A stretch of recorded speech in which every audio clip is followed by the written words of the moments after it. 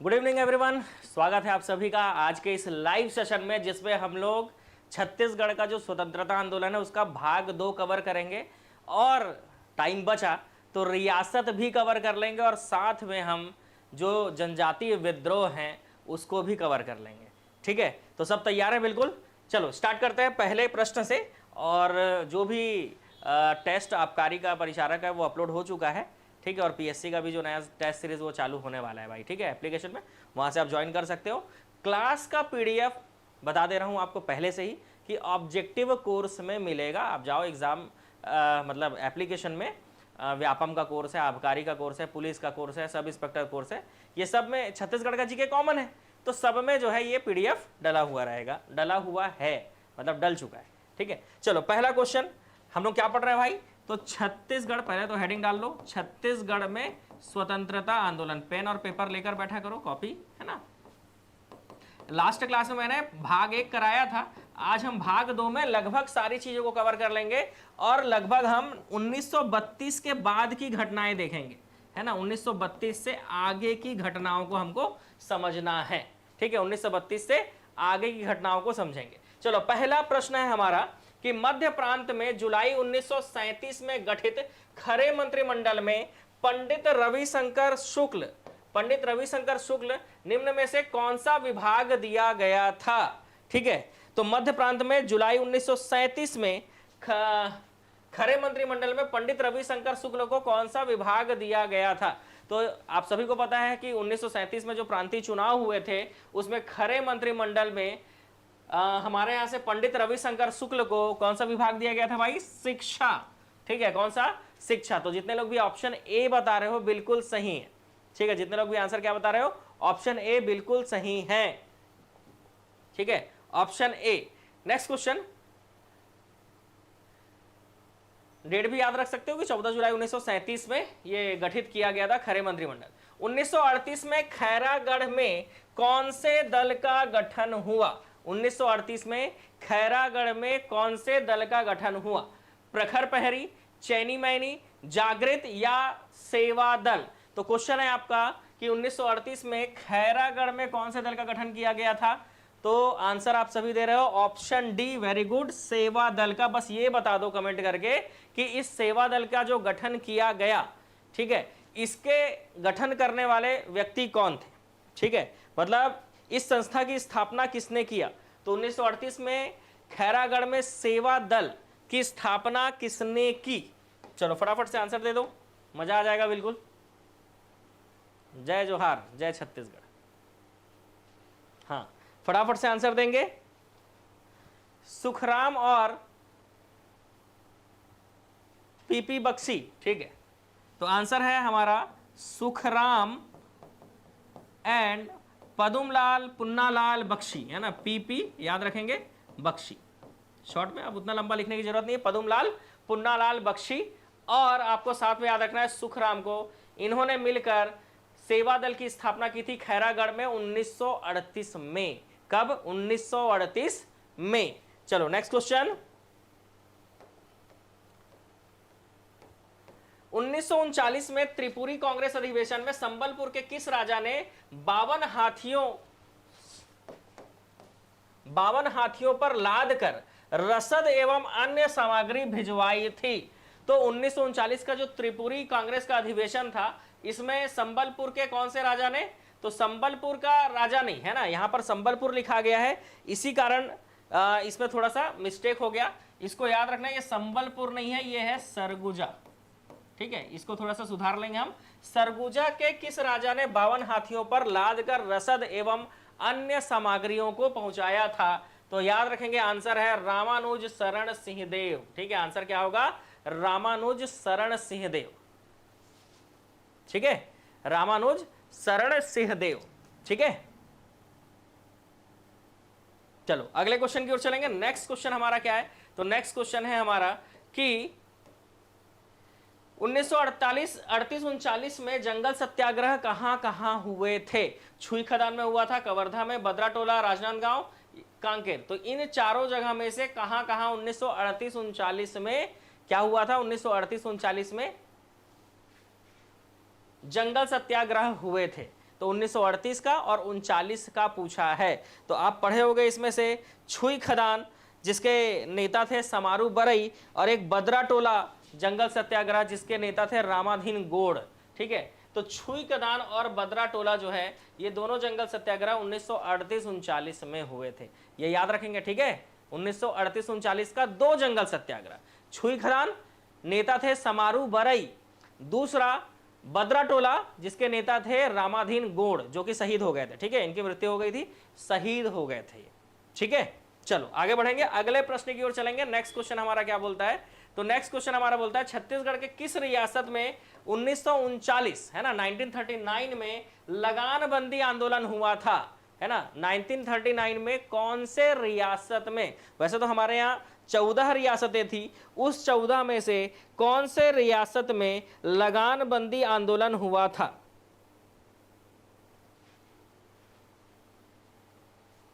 कांकेर, छुई खदान, सक्ती या रायगढ़। तो याद रखना छुई खदान रियासत, आंसर क्या हो जाएगा, छुई खदान रियासत। ठीक है, छुई खदान रियासत में 1939 में लगान बंदी आंदोलन हुआ था। लगान बंदी को याद रखना छुई खदान से। और अगर आपको क्वेश्चन ये पूछ ले कि 21 जनवरी 1939 को रामाधीन गोड़ जो वो किस स्थान पर शहीद हुए थे, तो ये बदरा टोला जंगल सत्याग्रह के नेतृत्व करता थे और यहीं पर इनका क्या हो गया था, यहीं पर ये शहीद हुए थे। तो याद रखना रामाधीन गोड़ का संबंध बदरा टोला जंगल सत्याग्रह से है, जबकि छुई खदान जंगल सत्याग्रह के नेता थे समारू बरई और वो लगान बंदी के विरोध में हुआ था। ठीक है, लगान बंदी के विरोध में हुआ था वो जंगल सत्याग्रह। चलो नेक्स्ट क्वेश्चन की ओर चलेंगे, है ना, शानदार क्वेश्चन है ना। बदरा टोला राजनांदगांव में, बदरा टोला जंगल सत्याग्रह के नेता कौन थे। तो अभी तक इतना पढ़ लिए, इतना तो पता चल गया कि बदरा टोला जंगल सत्याग्रह के नेता थे कौन, रामाधीन गोड़, है ना, कौन थे, रामाधीन गोड़ थे। चलो नेक्स्ट क्वेश्चन, नेक्स्ट क्वेश्चन है हमारा, इस राज्य में राजनीतिक संगठन स्टेट कांग्रेस सर्वप्रथम कब स्थापित हुई थी। तो राज्य में जो राजनीतिक संगठन है जिसको हम बोलेंगे स्टेट कांग्रेस, तो हमारे राज्य का स्टेट कांग्रेस का स्थापना कब हुआ था, 38 में, 22 में, 30 में या 40 में। क्या आंसर ले रहे हो, जल्दी जल्दी आंसर लो इसका कि कब जो है स्टेट कांग्रेस का गठन किया गया था छत्तीसगढ़ में। ऑप्शन डी बता रहे हो वो गलत है, और ऑप्शन बी वो भी गलत है। आंसर होगा 1938। 1938 में स्टेट कांग्रेस का गठन किया गया था। याद रखेंगे छत्तीसगढ़ में स्टेट कांग्रेस का गठन 1938 में किया गया था।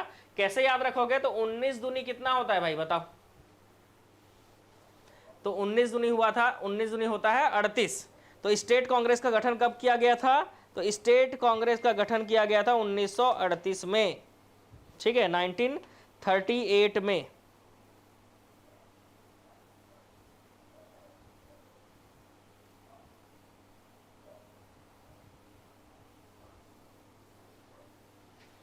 ठीक है, तो ऐसा क्वेश्चन आता है कि छुई खदान रियासत में स्टेट कांग्रेस की स्थापना कब हुई थी। तो छुई खदान रियासत में स्टेट कांग्रेस की स्थापना, मतलब ऐसा भी पूछ सकता है ना कि छुई खदान रियासत में स्टेट कांग्रेस की गठन कब किया गया था, तो आंसर याद रखना 1938। और इस तरह से भी क्वेश्चन पूछेगा तो भी आपको आंसर याद रखना होगा 1938, 1938। 1940 में रायपुर में कांग्रेस भवन का उद्घाटन किसने किया था। तो अब स्टेट कांग्रेस का गठन हो गया है, तो 1940 में रायपुर में कांग्रेस भवन का उद्घाटन किसने किया था। चलो देख लेते हैं, कांग्रेस भवन का उद्घाटन 18 जनवरी 1940, है ना, याद रखेंगे 18 जनवरी। अब आप बोलोगे सर ये सब डेट कैसे याद होंगे, तो ये सब डेट बार बार पढ़ने से होगा, इन क्लासेस को रिवीजन करने से होगा। ये सारे क्लासेस आपको हमारे ऑब्जेक्टिव सीरीज में मिल जाता है बिल्कुल क्रम से। जैसे आप अभी स्वतंत्रता आंदोलन का भाग 2 पढ़ रहे हो, शायद आज ये कंप्लीट भी हो जाए इतिहास का, लेकिन प्राचीन है, मध्य है और आधुनिक है। उसके बाद स्वतंत्रता आंदोलन का भाग 1 है, ये भाग 2 है। ये क्रम से आपको हमारे ऑब्जेक्टिव सीरीज में ही मिलता है और वहाँ से आप क्रम से क्या कर सकते हो, रिवीजन कर सकते हो। तो बार बार रिवीजन करोगे तो चीजें याद हो जाएंगी। ठीक है, सरदार वल्लभ भाई पटेल, ओके सही आंसर है। सरदार वल्लभ भाई पटेल जो है इन्होंने ही रायपुर में कांग्रेस भवन का उद्घाटन किया था 18 जनवरी 1940 को। चलो नेक्स्ट क्वेश्चन, निम्नलिखित में से किस व्यक्ति ने मई 1936 में मध्य प्रांत के गठन के समय मध्य प्रांत के गवर्नर का अस्थायी कार्यभार संभाला था? तो 1936 में मध्य प्रांत का गवर्नर अस्थायी रूप से किसको बनाया गया था? क्योंकि हम जो है मध्य प्रांत और बरार का हिस्सा हुआ करते थे, तो क्वेश्चन यही आएगा कि मध्य प्रांत और बरार है ना, मध्य प्रांत एंड बरार का अस्थायी गवर्नर किसे चुना गया था हमारे यहां से? ठीक है, पंडित रविशंकर शुक्ल, छेदीलाल, ठाकुर छेदीलाल या बैरिस्टर छेदीलाल, जो बोलना है बोल सकते हो, राघवेंद्र राव और घनश्याम सिंह गुप्त। चलो बहुत सारे लोग आंसर सी ले रहे हो। ठीक है, देख लेते हैं।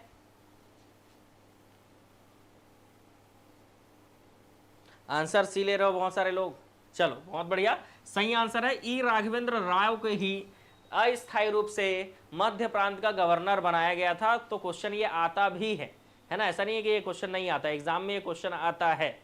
बहुत सारे लोगों का आंसर सही भी है, बहुत अच्छी बात है। चलो नेक्स्ट क्वेश्चन की ओर चलते हैं।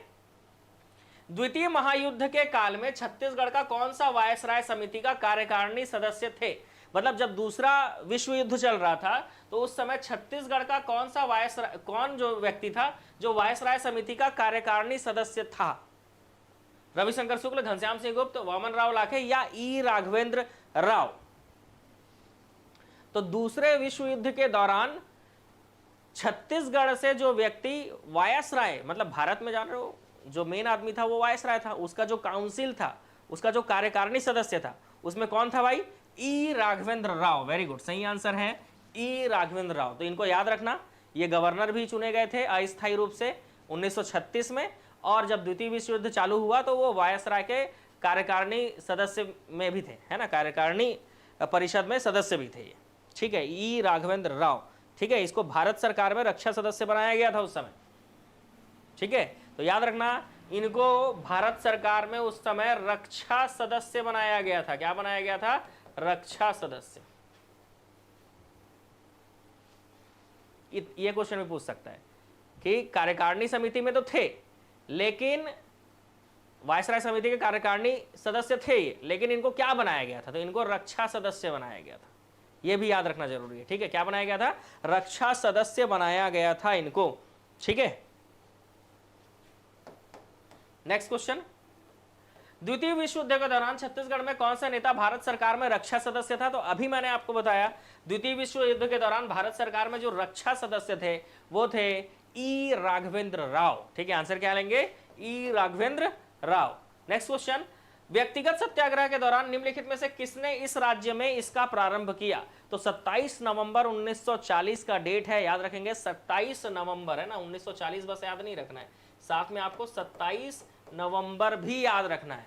ठीक है, क्या याद रखना है? 27 नवंबर भी याद रखना है। और यहां से माना रायपुर से पंडित रविशंकर शुक्ल ने व्यक्तिगत सत्याग्रह की शुरुआत की थी। ठीक है, पंडित रविशंकर शुक्ल ने व्यक्तिगत सत्याग्रह से शुरुआत की थी। कहां से? माना रायपुर। ठीक है, माना रायपुर से। तो 2-3 क्वेश्चन बन जा रहे हैं यहां पे, है ना, बन जा रहे हैं ना। ठीक है, चलो बहुत बढ़िया। अगर यही क्वेश्चन इस तरह से पूछ ले कि नवंबर 1940 में 27 नवंबर का डेट था, व्यक्तिगत सत्याग्रह का आरंभ पंडित रविशंकर शुक्ल ने किस स्थान से किया? तो आंसर आप क्या लोगे? अभी आपने पढ़ा माना रायपुर। ठीक है, अभी आपने क्या पढ़ा? माना रायपुर। ठीक है, याद रहेगा, पंडित रविशंकर शुक्ल व्यक्तिगत सत्याग्रही, इन्होंने शुरू किया। ठीक है, ठाकुर छेदीलाल ने पद यात्रा का नेतृत्व करते हुए कब व्यक्तिगत सत्याग्रह प्रारंभ किया था? तो ठाकुर छेदीलाल ने भी पद यात्रा का प्रारंभ करते हुए व्यक्तिगत सत्याग्रह शुरू किया था। तो पहला तो हमने पंडित रविशंकर को शुक्ल को पढ़ लिया, उसके बाद और कौन कौन व्यक्तिगत सत्याग्रह में थे इन सब का भी क्वेश्चन आता है। ठीक है, तो जैसे 27 नवंबर हमने देखा, ठीक है, और वैसे ही ठाकुर छेदीलाल ने पद यात्रा का नेतृत्व करते हुए कब व्यक्तिगत सत्याग्रह प्रारंभ किया था, ये क्वेश्चन भी बनता है। ठीक है, ये क्वेश्चन भी आपका साथ में बनता है। ठीक है, तो ये आंसर आपका आएगा 22 अक्टूबर 1940।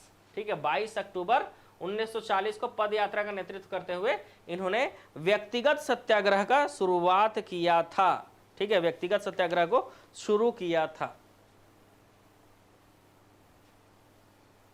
ठीक है, आज कंप्लीट करेंगे ना, सब तैयार हैं बिल्कुल। एक बार जो है क्या करो, कमेंट बॉक्स में जय हिंद लिख दो भाई। ठीक है, फटाफट जो है क्या करो, कमेंट बॉक्स में जय हिंद लिख दो। आज जो है हम लोग तैयार हैं, बिल्कुल कवर करेंगे। ठीक है, पूरा शानदार सीरीज जो है वो कवर हमको करना है। नेक्स्ट क्वेश्चन, 8 अगस्त 1941 को व्यक्तिगत सत्याग्रह में भाग लेने के लिए छत्तीसगढ़ के कार्यकर्ताओं को ललितपुर के पास से गिरफ्तार किया गया। इन कार्यकर्ताओं में ज्वाला प्रसाद मिश्र, यदुनंदन प्रसाद श्रीवास्तव सम्मिलित थे। पंडित रविशंकर शुक्ल ने नेतृत्व किया था। इन 3 पॉइंट में से कौन कौन सा सही है?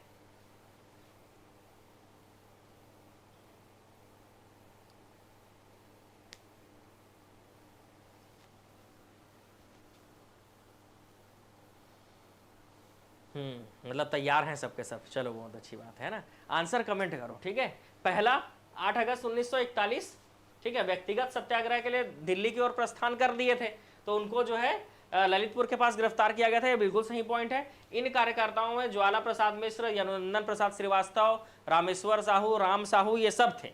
ठीक है, तो ये भी सही है। पंडित रविशंकर शुक्ल ने नेतृत्व नहीं किया था क्योंकि वो जेल में थे उस समय। ठीक है ना, व्यक्तिगत सत्याग्रह इन्होंने शुरू किया था, इस कारण ये जेल में थे, इसलिए इन्होंने नेतृत्व नहीं किया था। तो यहां पर आंसर आएगा 1 और 2 सही है। ठीक है, ये कहां थे भाई? ये उस समय जेल में थे, इसीलिए इन्होंने नेतृत्व नहीं किया था। ठीक है, चलो नेक्स्ट क्वेश्चन की ओर चलते हैं। बेहतरीन क्वेश्चन है अगला भी। सत्याग्रही और व्यक्तिगत सत्याग्रही को चुनना है, तो सीधी सी बात है, रायपुर से तो पंडित रविशंकर शुक्ल ही होंगे, बिलासपुर से राम गोपाल तिवारी, धमतरी के हैं छोटेलाल श्रीवास्तव और दुर्ग से घनश्याम सिंह गुप्त। कितना अच्छा और कितना आसान क्वेश्चन हो गया है ना, नहीं हो गया बताओ? चलो भाई आगे बढ़े अगले प्रश्न की ओर। तो ये चारों आपने देख लिया, इनको याद रखना। ठीक है, ये आसान चीज है और कई बार एग्जाम में पूछा जाता है। ठीक है, चलो व्यक्तिगत सत्याग्रह में शामिल व्यक्ति, ठीक है, तो आचार्य विनोबा भावे पवनार से। ठीक है, आचार्य विनोबा भावे जो है वो कहां से भाई? पवनार से।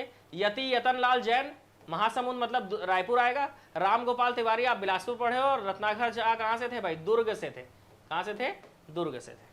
ठीक है, तो जैसे आप घनश्याम सिंह गुप्त को पढ़ते हो, रत्नाकर झा को पढ़ते हो, ये दुर्ग। राम गोपाल तिवारी को आप बिलासपुर से याद रखते हो। ठीक है, यति यतनलाल जैन महासमुंद से वैसे आप याद रखते हो क्योंकि अब महासमुंद जिला अलग हो गया।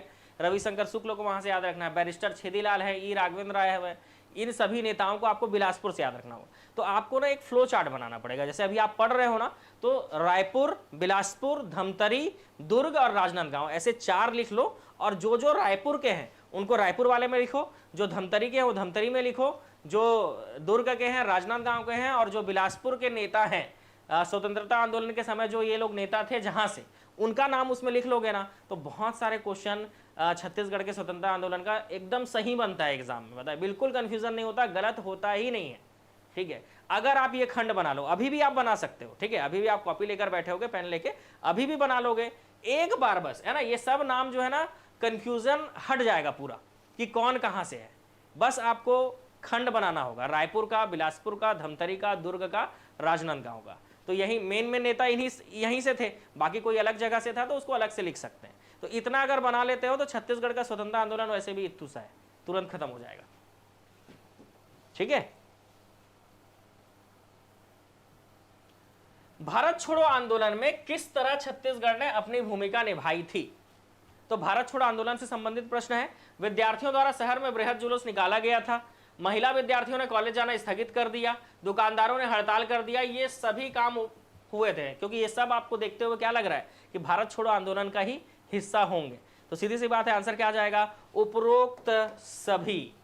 Next question, Akhil Bharatiya Congress committee की बैठक से बंबई से लौटते हुए छत्तीसगढ़ के कांग्रेस नेता को 9 अगस्त 1942, है ना, जब व्यक्तिगत सत्याग्रह हो रहा था तो 1941 का समय था, उनको ललितपुर के पास गिरफ्तार किया गया था। और जब भारत छोड़ो आंदोलन चल रहा था 1942 में, मलकापुर स्टेशन, कहां पर? मलकापुर स्टेशन पे गिरफ्तार किया गया था। ठीक है, छत्तीसगढ़ के नेताओं को 9 अगस्त को कहां से गिरफ्तार किया गया था? तो मलकापुर स्टेशन से गिरफ्तार किया गया था।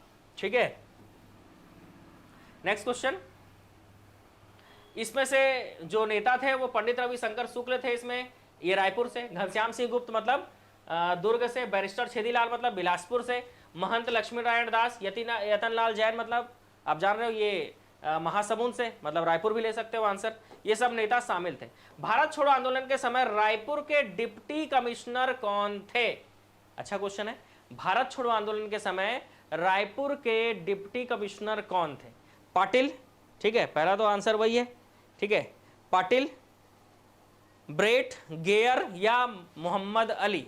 बहुत बढ़िया, सही आंसर है पाटिल, आर के पाटिल। आंसर क्या होगा? भारत छोड़ो आंदोलन के समय रायपुर के डिप्टी कमिश्नर थे आर के पाटिल, ठीक है, चलो बहुत बढ़िया। भारत छोड़ो आंदोलन के दौरान राज्य के रायपुर स्थित निम्नलिखित में से किस शिक्षण संस्थान के विद्यार्थियों ने सक्रिय भाग लिया था? ठीक है, भारत छोड़ो आंदोलन के दौरान राज्य में रायपुर स्थित निम्नलिखित में से किस शिक्षण संस्थान के विद्यार्थियों ने सक्रिय भाग लिया था? तो रायपुर में इसमें से कौन सा शिक्षण संस्थान है? तो वो है आपका छत्तीसगढ़ कॉलेज। वेरी गुड, सही आंसर है आप लोगों का छत्तीसगढ़ कॉलेज। ऑप्शन डी ले रहे हो ना आंसर, बिल्कुल सही, छत्तीसगढ़ कॉलेज। तो छत्तीसगढ़ कॉलेज के विद्यार्थियों ने बिल्कुल सक्रिय भाग लिया था भाई। 10 अगस्त 1942 को छत्तीसगढ़ के रायपुर में हुई हड़ताल के संबंध में कौन सा कथन सही है? तो 9 अगस्त 1942 को मलकापुर स्टेशन में नेताओं को गिरफ्तार कर लिया गया था, छत्तीसगढ़ के नेताओं को। और 10 अगस्त को इसमें से कौन सा कथन सही है कि 9 अगस्त को जैसे ही उनको गिरफ्तार किया गया था तो 10 अगस्त को क्या हुआ था? Option D, okay, Chhattisgarh college के विद्यार्थियों ने जुलूस निकाला और हड़ताल कराई थी भाई, है ना। छत्तीसगढ़ कॉलेज के विद्यार्थियों ने जुलूस निकाला था और क्या कराया था भाई? इन्होंने हड़ताल कराया था, ठीक है। तो आंसर आएगा ऑप्शन डी, 9 अगस्त, याद रखना 9 अगस्त और 10 अगस्त का डेट। 9 अगस्त को छत्तीसगढ़ के नेता जैसे ही गिरफ्तार हुए, 10 अगस्त को छत्तीसगढ़ कॉलेज के विद्यार्थियों ने जुलूस निकाला और हड़ताल किया था भाई, ठीक है।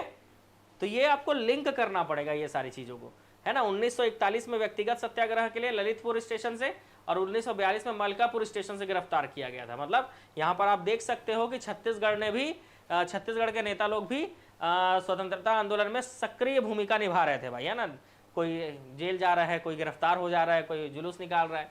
भारत छोड़ो आंदोलन के दौरान 10 अगस्त 1942 को रायपुर में किसके नेतृत्व में विद्यार्थियों का एक विशाल जुलूस निकाला गया था? मतलब अब किसी ने जुलूस निकाला होगा तो कोई ना कोई तो नेता रहा होगा उसमें, ठीक है। अगर जुलूस निकाला गया है, कॉलेज के विद्यार्थियों ने जुलूस निकाला है, तो कोई ना कोई तो नेता रहा होगा। 4 ऑप्शन है, कमल नारायण शर्मा, त्रेतानाथ तिवारी, ठाकुर रामकृष्ण ठाकुर, रणवीर सिंह शास्त्री। चलो, तो किसने नेतृत्व किया था विशाल जुलूस का?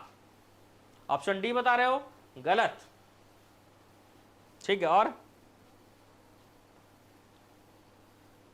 कमल नारायण शर्मा, रणवीर सिंह शास्त्री, त्रेतानाथ और जय नारायण पांडे ये सब शामिल थे, ठीक है। लेकिन आपका जो आंसर है वो गलत हो गया भाई, ठीक है। भारत छोड़ो आंदोलन के समय जो विशाल जुलूस निकाला गया था उसके नेता पूछा जा रहा है भाई, नेतृत्वकर्ता कौन थे?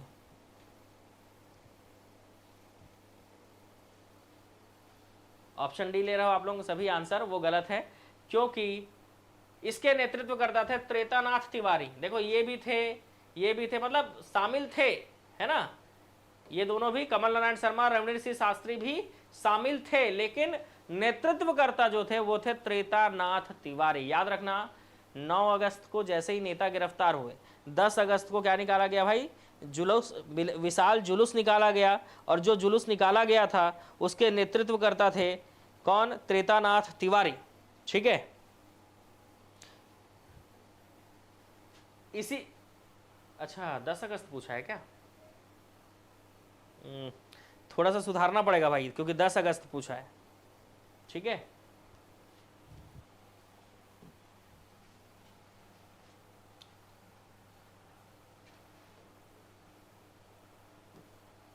मतलब आप लोग सही आंसर दे रहे थे, अब इसमें थोड़ा सुधार लो, ठीक है। अगर 9 अगस्त पूछेगा ना तब त्रेतानाथ तिवारी है, 10 अगस्त पूछेगा तो रणवीर सिंह शास्त्री है, ठीक है। अगर 9 अगस्त पूछेगा तब त्रेतानाथ तिवारी है। ठीक है, प्रिंटिंग मिस्टेक हो गया थोड़ा सा, प्रिंटिंग मिस्टेक नहीं, क्वेश्चन सही है, उसी के हिसाब से आंसर ले लो। 10 अगस्त बोला मतलब रणवीर सिंह शास्त्री।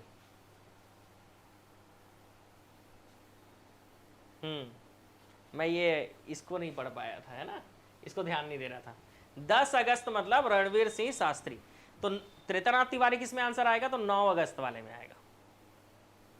ठीक है, हाँ, बहुत सारे लोगों का सही हो गया, चलो अच्छी बात है।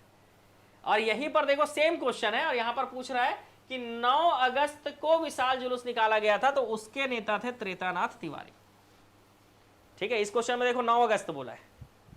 ठीक है, 9 अगस्त मतलब त्रेतानाथ तिवारी नेतृत्व करता थे, और 10 अगस्त में थे रणवीर सिंह शास्त्री। और क्वेश्चन ये पूछेगा कि बताओ 9 अगस्त को छत्तीसगढ़ के रायपुर में निकाले विशाल जुलूस को नियंत्रित करने वालों में कौन शामिल नहीं था? तो कमल नारायण शर्मा थे, शास्त्री थे, पांडे थे, वामन राव लाखे नहीं थे। ठीक है, तो जो 9 अगस्त को जुलूस निकाला गया था जिसमें नेतृत्व करता थे त्रेतानाथ तिवारी, उसमें सहयोगी जय नारायण पांडे, रणवीर सिंह शास्त्री और कमल नारायण शर्मा भी थे। ये सब सहयोगी थे। ठीक है, तो 9 अगस्त को जुलूस का नेतृत्व करता त्रेतानाथ तिवारी, याद रखना 9 अगस्त त्रेतानाथ तिवारी, और 10 अगस्त को जो जुलूस निकाला गया था उसमें रणवीर सिंह शास्त्री थे। ठीक है, कोई कंफ्यूजन नहीं होगा। ठीक है, इसमें कौन शामिल नहीं था? तो वामन राव लाखे शामिल नहीं थे। चलो आगे बढ़ेंगे। रायपुर में जुलूस का प्रारंभ कहां से हुआ? तो 9 अगस्त मतलब 9 अगस्त का मतलब त्रेतानाथ तिवारी, त्रेतानाथ तिवारी ये नेतृत्व करता थे। और इन्होंने जुलूस का शुरुआत कहां से किया था? तो इन्होंने जुलूस का शुरुआत किया था राष्ट्रीय विद्यालय से। ठीक है, कहां से?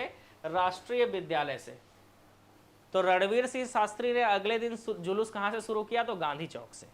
ठीक है, गांधी चौक रायपुर। ठीक है, तो इसमें गांधी चौक आंसर नहीं आएगा, इसमें क्या आंसर आएगा? तो इसमें राष्ट्रीय विद्यालय आंसर आएगा। लेकिन यही क्वेश्चन अगर 10 अगस्त के लिए पूछता, रणवीर सिंह शास्त्री के लिए पूछता, तब आप आंसर लेते गांधी चौक रायपुर। ठीक है, गांधी चौक रायपुर। भारत छोड़ो आंदोलन के दौरान नागपुर के सरकारी भवन पर तिरंगा झंडा फहराने के लिए छत्तीसगढ़ के युवक का नाम क्या था?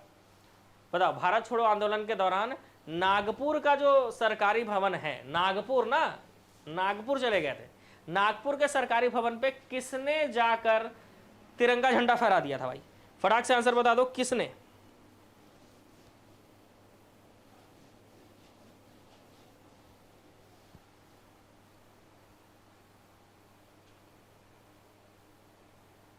चलो फटाफट, option C, very good, Thakur Ramkrishna Singh. Answer क्या हो जाएगा इसका? तो आंसर हो जाएगा ठाकुर रामकृष्ण सिंह। ठीक है, ठाकुर रामकृष्ण सिंह, पास पड़ा होगा ना, ठाकुर प्यारेलाल सिंह के बेटे हैं। ठीक है, ठाकुर रामकृष्ण सिंह। ठीक है, चलो नेक्स्ट। छत्तीसगढ़ में भारत छोड़ो आंदोलन के दौरान निम्नलिखित में से किस राजनेता की पत्नी भी 6 महीने के लिए जेल गई थी?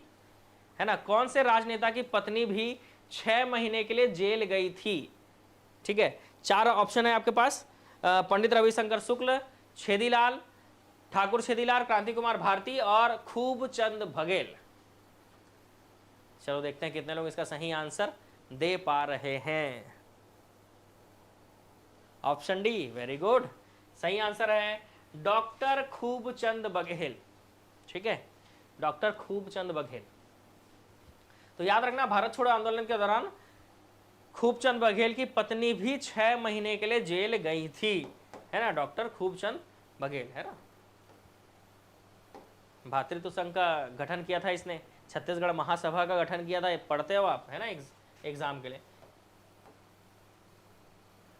1942 के आंदोलन के समय बिलासपुर जेल में आईजी जठार, है ना, बिलासपुर जेल में आईजी जठार का स्वागत किस प्रकार किया गया था? ठीक है, गद्दे में वंदे मातरम लिखकर, टोपी में वंदे मातरम लिखकर, टोपी में गांधी की जय शब्द लिखकर, या गद्दे में गांधी की जय शब्द लिखकर? ऑप्शन ए, वेरी गुड, गद्दे में वंदे मातरम लिखकर 1942 के आंदोलन के समय बिलासपुर के आईजी जठार का स्वागत किया गया था। भाई गद्दे में वंदे मातरम लिखकर, किसमें, गद्दे में। नेक्स्ट क्वेश्चन, भारत छोड़ो आंदोलन के दौरान छत्तीसगढ़ के बिलासपुर नगर में 2 अक्टूबर 1942 को निकाले गए जुलूस में से कौन सा नेता था? जब भारत छोड़ो आंदोलन के समय, है ना, भारत छोड़ो आंदोलन के समय जुलूस निकाला गया था, ठीक है। कब? ये अगस्त की बात नहीं है, ये अक्टूबर की बात है, ठीक है। कब की बात है भाई? अक्टूबर, ठीक है। कब? 2 अक्टूबर को। तो 9 अगस्त को त्रेतानाथ तिवारी, 10 अगस्त को रणवीर सिंह शास्त्री। अब आया सीधा आंसर 2 अक्टूबर।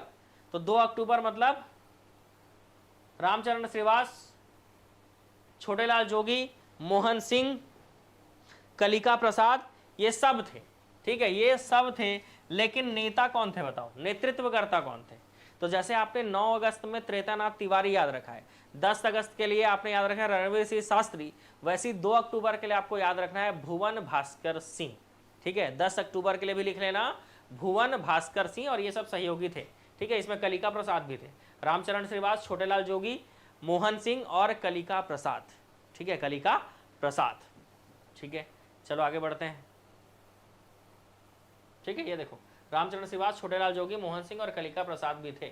और नेतृत्वकर्ता तो मैं बता दिया आपको, है ना, नेतृत्वकर्ता याद रखेंगे भुवन भास्कर सिंह, ठीक है, भुवन भास्कर सिंह। चलो अगला क्वेश्चन, 9 अगस्त 1942 को रायपुर के कांग्रेस जनों ने जुलूस निकाला जिसमें अंग्रेजों भारत छोड़ो के नारे लगाए गए थे।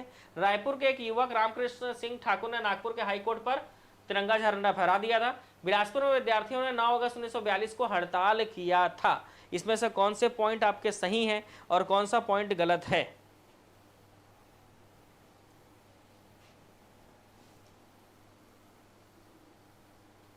भुवन भास्कर सिंह, है ना, हाँ ठीक है, भुवन भास्कर सिंह, ठीक है।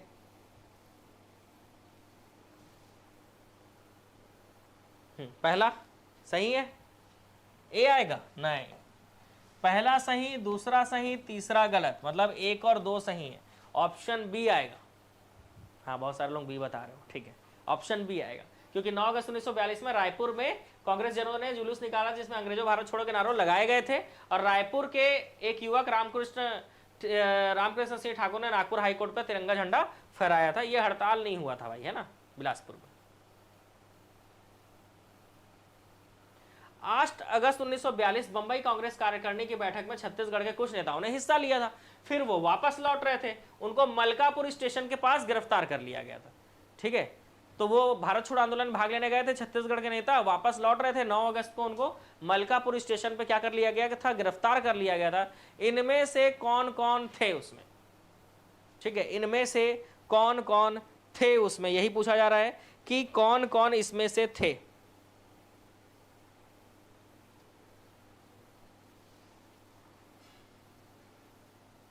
ऑप्शन ए, ठीक है। आगे आंसर पंडित रविशंकर शुक्ल और ठाकुर छेदीलाल, ठीक है, ये दोनों उसमें थे भाई, ठीक है, उस आंदोलन में भाग लेने ये गए थे, पंडित रविशंकर शुक्ल और ठाकुर छेदीलाल, ठीक है। नेक्स्ट क्वेश्चन, महात्मा गांधी की गिरफ्तारी के विरोध में रायपुर में 9 अगस्त को निकाले विशाल जुलूस के नेता निम्नलिखित में से कौन थे? तो रायपुर में जब जुलूस निकाला गया था तो उसमें नेतृत्व करता थे कौन?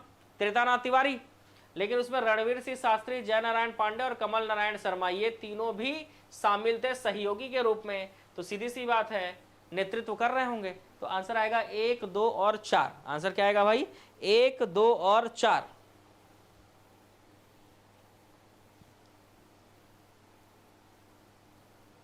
ठीक है। आंसर क्या आएगा? 1, 2 और 4, ठीक है। चलो अगले प्रश्न की ओर चलें। नेक्स्ट क्वेश्चन है ना, त्रितानाथ तिवारी नेतृत्व करता थे, कमल नारायण शर्मा, शास्त्री और पांडे, शर्मा, शास्त्री और पांडे, कमल नारायण शर्मा, रणवीर सिंह शास्त्री और जय नारायण पांडे, ये सहयोगी थे भाई। बिलासपुर में भारत छोड़ो आंदोलन, चलो भाई, तो ये जय नारायण पांडे तो नहीं आएंगे। क्यों नहीं आएंगे? क्योंकि ये रायपुर वाले में थे, ठीक है, सीधा सीधा देख के समझ में आ गया। छेदीलाल बिलासपुर से थे, होंगे। यदुनंदन प्रसाद बिलासपुर से थे, होंगे। राजकिशोर नगर भी है, यदुनंदन नगर भी है, ये लोग तो रहेंगे ही। तो 1, 3, 4, देखो ये क्वेश्चन कितना आसानी से बन गया। क्यों बन गया? इसका रीजन क्या था? इसका रीजन ये था कि अभी हमने पढ़ा कि जय नारायण पांडे, कमल नारायण शर्मा और रणवीर सिंह शास्त्री, ये सब रायपुर में एक्टिव थे। कहाँ एक्टिव थे भाई ये लोग? रायपुर में एक्टिव थे। ठीक है, तो आराम से बन गया 1, 3 और 4। पहला सही है, तीसरा सही है और चौथा सही है। ठीक है, बिलासपुर में निम्न में से किन नेताओं की गिरफ्तारी हुई थी? 10 अगस्त को बिलासपुर में किन नेताओं की गिरफ्तारी हुई थी? इनमें से एक को छोड़ दें तो गिरफ्तारी हुई थी। ठीक है, बिलासपुर में 3 लोगों की गिरफ्तारी जो हुई थी 10 अगस्त को, है ना। बिलासपुर में जो गिरफ्तारी हुई थी, है ना, बेमेतरा में गिरफ्तारी हुई थी YV तामस्कर की, है ना, बेमेतरा से, और दुर्ग से रत्नाकर झा, मोहनलाल, केशवलाल, गणेश प्रसाद, लक्ष्मण सिंह, इन सब का हुआ था।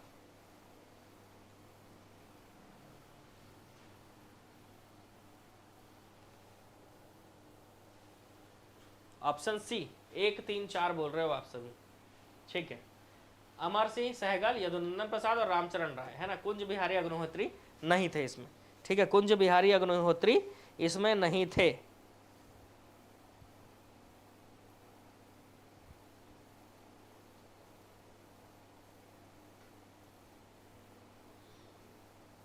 अमर सिंह, यदुनंदन सिंह, रामगोपाल तिवारी, मुकुंद राव,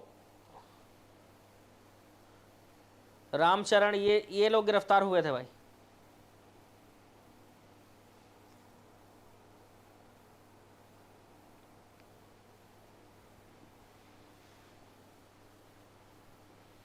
ठीक है, कुछ 3 नाम अभी याद कर लो, बाकी 3 थ्योरी में देख लेना और क्या। चलो, त्रेतानाथ तिवारी कहां से भाई?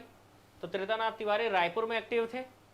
ठीक है, रघुनंदन प्रसाद सिंगरौल, इनका नाम आपने सुना होगा। इन्होंने क्या किया था भाई? तो इन्होंने दुर्ग कचहरी में आग लगा दिया था।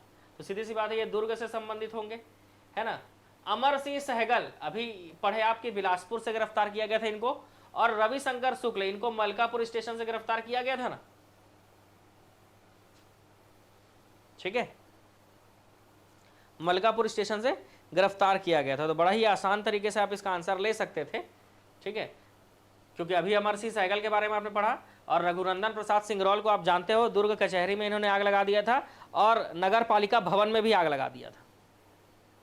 ठीक है, तो दुर्ग में आगजनी की घटना के लिए इनको याद रखा जाता है कि इन्होंने जो है कहा, पहले तो कचहरी में आग लगा दिया, दुर्ग के कचहरी में, और फिर नगर पालिका भवन में भी आग लगा दिया इन्होंने। ठीक है, नगर पालिका भवन में भी आग लगा दिया। ठीक है भाई, चलो आगे बढ़ेंगे। इसमें देखो, अभी मैंने बताया कि YV तामस्कर, इनको बेमेतरा से गिरफ्तार किया गया था। ठीक है, YV तामस्कर को बेमेतरा से गिरफ्तार किया गया था। तो पहले में तीसरा देखो, सॉरी चौथे का तीसरा, अरे ये तो सब में है, मतलब BCD मिलाप वाला थोड़ा मुश्किल है।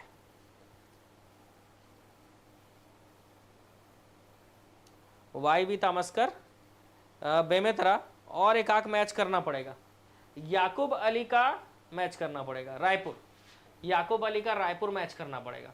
तो याकूब अली के लिए रायपुर याद रखो और YV तामस्कर के लिए बेमेतरा। तो 2 और 3 ऑप्शन सी आ जाएगा। हरनारायण वाजपेयी बिलासपुर, लक्ष्मण सिंह देशमुख दुर्ग। ठीक है, मतलब धीरे धीरे याद होता है ना। जैसे अभी मैंने YV तामस्कर का बताया तो आपने बेमेतरा लिंक कर लिया, याकूब अली को आप रायपुर से लिंक कर लोगे तो ये क्वेश्चन बन जाएगा। और बाकी चीजें आप देख रहे हो उसको याद करना है, लेकिन किस तरह से? इस तरह से कि याकूब अली रायपुर से गिरफ्तार हुए थे, हरनारायण वाजपेयी बिलासपुर से, लक्ष्मण सिंह देशमुख दुर्ग से, और बेमेतरा से YV तामस्कर। तो इस तरह से एक बार देखे रहोगे, दोबारा क्लास देखोगे या PDF जो आपको मिलेगा उसमें आप टिक मार के रखोगे आंसर को और बार बार उसका रिवीजन करोगे तो ये सब याद हो जाएंगे। आधुनिक भारत का इतिहास बहुत ही, सॉरी आधुनिक छत्तीसगढ़ का इतिहास बहुत ही आसान है, लेकिन इसमें नेता कौन कहाँ से थे ये याद रखना बहुत जरूरी है। रायपुर षड्यंत्र केस के प्रमुख नेता आप सभी जानते हो, इतना आसान क्वेश्चन है, परसराम सोनी। ठीक है, परसराम सोनी, रायपुर षड्यंत्र केस। और मुखबिरी किसने किया था भाई कि ये बम वम बना रहे हैं, ऐसा मुखबिरी किया था शिवनंदन प्रसाद ने। ठीक है, किसने किया था? शिवनंदन प्रसाद। भारत छोड़ो आंदोलन के पूर्व में छत्तीसगढ़ की एक घटना जो बहुत फेमस हुई थी, रायपुर षड्यंत्र केस, इसके योजनाकार कौन थे भाई? परसराम सोनी थे। कौन थे भाई? परसराम सोनी थे इसके योजनाकार। ठीक है, तो ये क्वेश्चन कई बार एग्जाम में पूछ चुका है कि 1942 में रायपुर षड्यंत्र केस के नेता कौन थे, तो परसराम सोनी थे। ठीक है, और परसराम सोनी जो थे, ठीक है, उनको बम बनाने के लिए प्रशिक्षण किसने दिया? उनको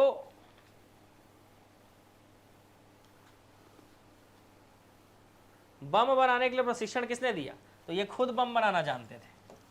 तो सीधी सी बात है, यही जो है सबको बम बनाने का प्रशिक्षण दे रहे थे। तो आंसर क्या हो जाएगा आपका? परसराम सोनी।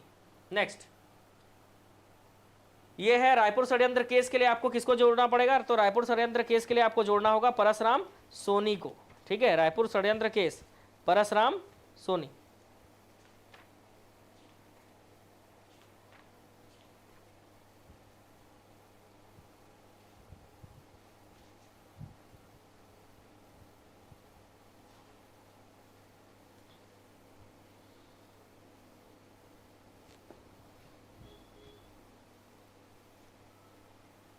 रिवॉल्वर बनाना, नेपाल बम बनाना, बुलेट गोली बनाना, धुआं फैलाने वाला बम बनाना, टाइम बनाना, क्लोरोफॉर्म बनाना, ये सब का नाम जो है रायपुर षड्यंत्र केस परसराम सोनी से जुड़ा हुआ है। रायपुर डायनामाइट केस, दुर्ग कचहरी में आग लगाया रघुनंदन सिगरौल ने। रायपुर में विद्यार्थियों का जुलूस निकाला रणवीर सिंह शास्त्री ने। रायपुर डायनामाइट केस ईश्वरी चरण शुक्ल, याद रखना, रायपुर डायनामाइट केस को याद रखना, ईश्वरी चरण शुक्ल से जोड़कर पढ़ना है इसको। ठीक है, रायपुर डायनामाइट केस को। ठीक है, वैसे इसके प्रमुख नेता बिलख नारायण अग्रवाल थे, लेकिन उनके साथ साथ ईश्वरी चरण शुक्ल, सुधीर मुखर्जी, जय नारायण पांडे और नारायण दास राठौर, ये लोग भी थे। चलो मैच कर लिए 4 1 2 3। चलो अच्छी बात है। नेक्स्ट क्वेश्चन, षड्यंत्र case Parasram Soni, dynamite case Bilakh Narayan Agarwal, ये सहयोगी थे। कचहरी में आग लगाया, नगर पालिका भवन में आग लगाया रघुनंदन सिगरौल ने। कब लगाया वो याद करना होगा। ठीक है, एक तो आग लगाया था उन्होंने जिस दिन क्या होता है भाई, एक वो आग लगाए थे जिस दिन शायद लग रहा है, हाँ मेरा बर्थडे पड़ता है ना 28 अगस्त को, तो दुर्ग कचहरी में आग उन्होंने 28 अगस्त को लगाया था। और 5 सितंबर को क्या मनाते हैं भाई हम, तो 5 सितंबर को इन्होंने नगर पालिका भवन में आग लगाया था। ठीक है, तो 28 अगस्त को दुर्ग कचहरी में, ठीक है, उस दिन तो मेरा जन्मदिन भी पड़ता है, बर्थडे पड़ता है। और 5 सितंबर को आप गिफ्ट विफ्ट लेके आते हो भाई मेरे लिए। ठीक है, तो 5 सितंबर को इन्होंने नगर पालिका भवन में आग लगा दिया था। तो डेट भी आप याद कर सकते हो, 28 अगस्त तो 5 सितंबर है ना, जुड़ा हुआ चीज़ है। निम्नलिखित में से किस घटना से इस राज्य के ईश्वरी चरण शुक्ल जुड़े हुए थे? तो ईश्वरी चरण शुक्ल जुड़े हुए थे रायपुर डायनामाइट केस। आंसर क्या होगा? Raipur dynamite case. ठीक है, ठीक है, रायपुर डायनामाइट केस के प्रमुख नेता थे बिलख नारायण अग्रवाल और इनके सहयोगी के रूप में थे ईश्वरी चरण शुक्ल, सुधीर मुखर्जी, जय नारायण पांडे, नारायण दास राठौर, ये सब इसमें शामिल थे। ठीक है, ये सब इसमें शामिल थे भाई। ठीक है, इनमें से कौन 1942 के रायपुर षड्यंत्र केस से संबंधित थे? ठीक है, तो संबंधित थे, क्वेश्चन थोड़ा सा गड़बड़ हो सकता है यहाँ पे। ठीक है, क्योंकि इसमें जय नारायण पांडे भी थे,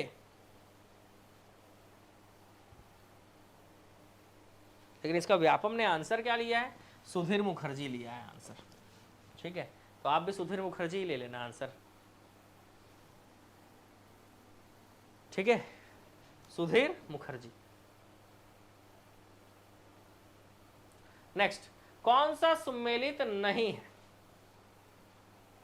पहला तो सही दिख रहा है, 10 अगस्त को रणवीर सिंह शास्त्री, 2 अक्टूबर को बिलासपुर भुवन भास्कर सिंह, 21 अगस्त दूसरे कचहरी, यही गलत दिख रहा है क्योंकि 28 अगस्त को हुआ था।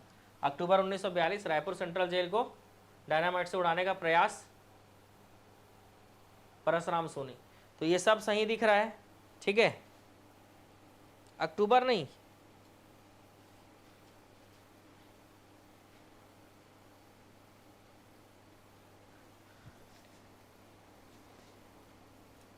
चलो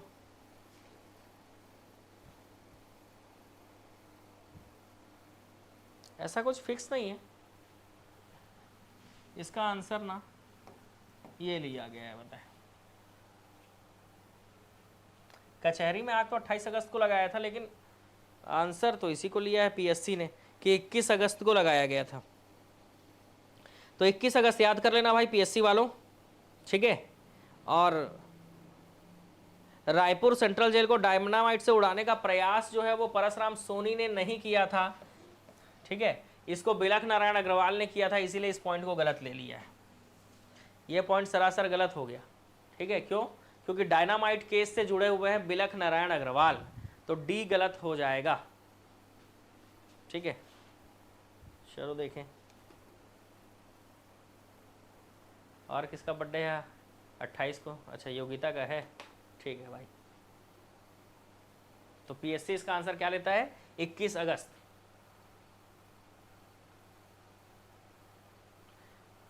भारत छोड़ो आंदोलन के दौरान छत्तीसगढ़ के दुर्ग नगर में लेटर बॉक्स उड़ाने एवं जिला कचहरी में आग लगाने वाले क्रांतिकारी कौन थे भाई? रघुनंदन सिंगरौल, ठीक है, याद रखना है, रघुनंदन सिंगरौल। तो आंसर आएगा ऑप्शन डी। डायनामाइट के लिए बिलख नारायण अग्रवाल को याद रखते हैं ना। 1942 में दुर्ग में कचहरी में क्रांतिकारी आगजनी घटना से संबंधित नाम। तो दुर्ग कचहरी में आग किसने लगाया? रघुनंदन सिंगरौल, ठीक है। किसने?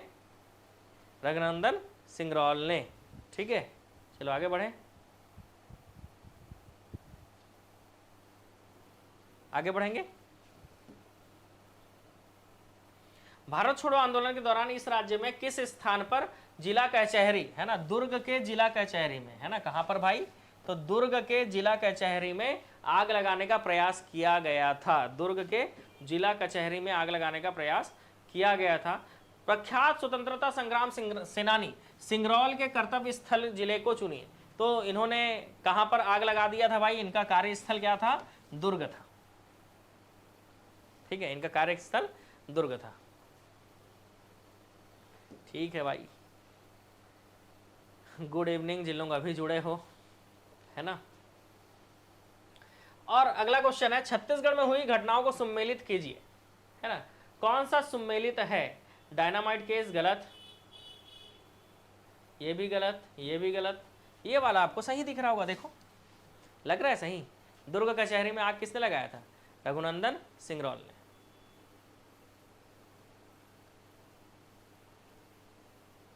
ठीक है, ठीक है। लास्ट वाला क्लास भी जोरदार था, है ना, इससे पहले वाला। तो ये भी आपका शानदार रहने वाला है ना भाई क्लास, क्योंकि छत्तीसगढ़ का स्वतंत्रता आंदोलन तो खत्म हो जाएगा।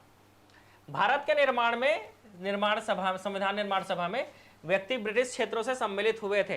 तो पंडित रविशंकर शुक्ल गए थे, ठाकुर छेदीलाल, ई राघवेंद्र राव, घनश्याम सिंह गुप्त, इसमें से कौन कौन गए थे? तो रविशंकर शुक्ल तो थे, ठीक है। इसके अलावा बैरिस्टर अगर नाम में जुड़ा हुआ है, ठीक है, तो सीधी सी बात है वो भी गए थे, बैरिस्टर छेदीलाल, और बिलासपुर से और दुर्ग से गए थे घनश्याम सिंह गुप्त। अब ई राघवेंद्र राव बिलासपुर कार्य क्षेत्र था, तो एक जगह से एक ही जा पाएगा, तो बैरिस्टर छेदीलाल को भेजा गया था, वकील थे ना वो। तो असद आंसर आएगा ऑप्शन डी। आंसर क्या आएगा? असद, ठीक है। आंसर क्या आ जाएगा? असद आ जाएगा,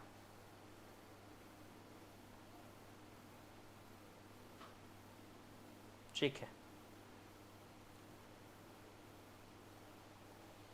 चलो, असद बड़ा ही आसान है याद करना। 6 लोग गए थे टोटल, ठीक है, टोटल 6 लोग गए थे, जिसमें से रायपुर से पंडित रविशंकर शुक्ल, बिलासपुर से बैरिस्टर छेदीलाल और दुर्ग से घनश्याम सिंह गुप्त, ठीक है। ये बैरिस्टर छेदीलाल का घर देखा होगा आप लोगों ने, बिलासपुर में गांधी चौक में एक साइड बैरिस्टर छेदीलाल लिखा हुआ है आवाज से, ना। देसी रियासत में से सरगुजा से गए थे रघुराज सिंह दीवान, कांकेर से गए थे राम प्रसाद पोटाई, और रायगढ़ से गए थे किशोरी मोहन त्रिपाठी। तो ऐसे टोटल 6 लोगों को याद रखना है।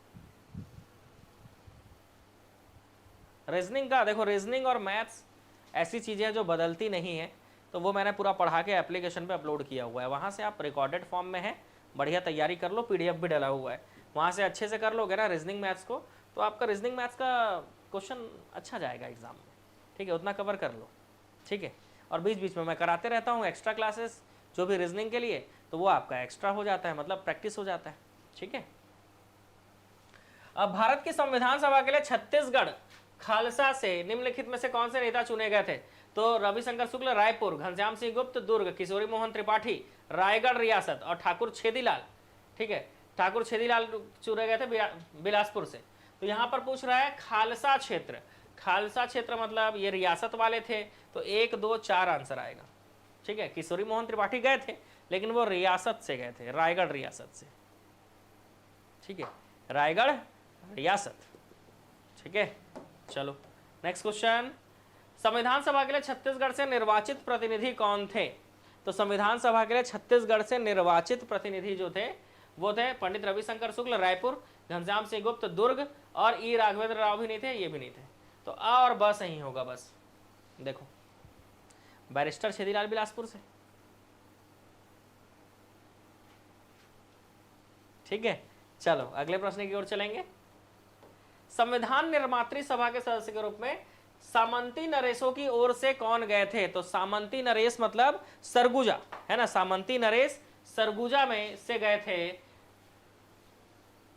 सामंती नरेश के तरफ से सरगुजा से रघुराज दीवान जी गए थे, रघुराज सिंह दीवान, ठीक है, याद रखेंगे, रघुराज सिंह दीवान, ठीक है।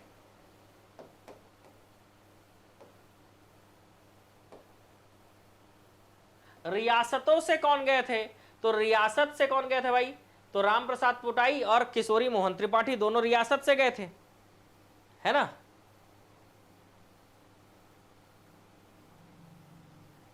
तो आंसर क्या लेंगे? इसमें तो दोनों दिया हुआ है।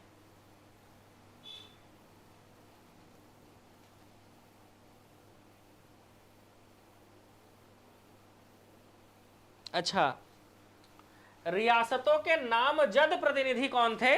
तो वो थे रघुराज सिंह, ये तो तीनों थे क्योंकि, है ना। रियासतों के नामजद प्रतिनिधि थे रघुराज सिंह, याद रखेंगे, ठीक है। चलो अब देश आजाद हो गया तो छत्तीसगढ़ में भी क्या होगा? ध्वजारोहण का कार्यक्रम किया जाएगा। तो छत्तीसगढ़ में रायपुर के गांधी चौक में किसने झंडा फहराया? रायपुर के गांधी चौक में किसने झंडा फहराया? बता दो भाई, जल्दी से बता दो। रायपुर के गांधी चौक में किसने झंडा फहराया?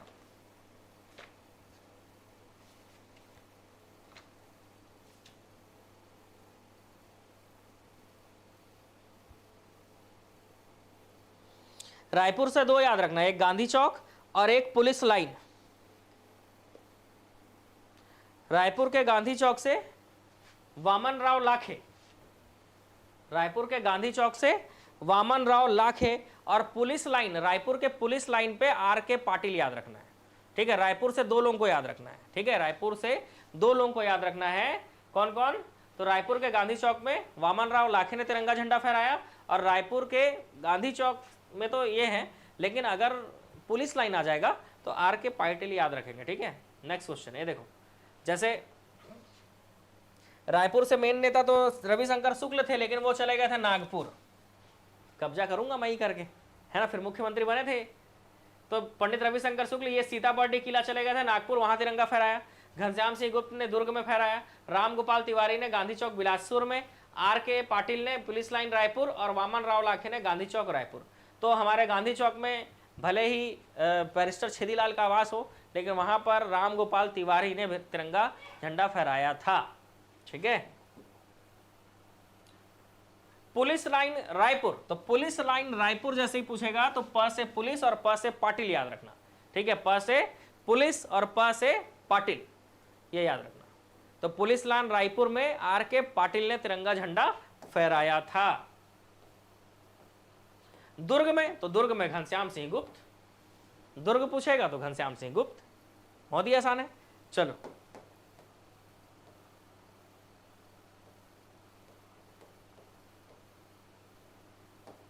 चलो, कौन सा सुमेलित नहीं है? अगला क्वेश्चन, कौन सा सुमेलित नहीं है? तो देखो, समोदा में राजनीतिक सम्मेलन 7 से 8 दिसंबर 1946, डॉक्टर खूबचंद बघेल, सही है।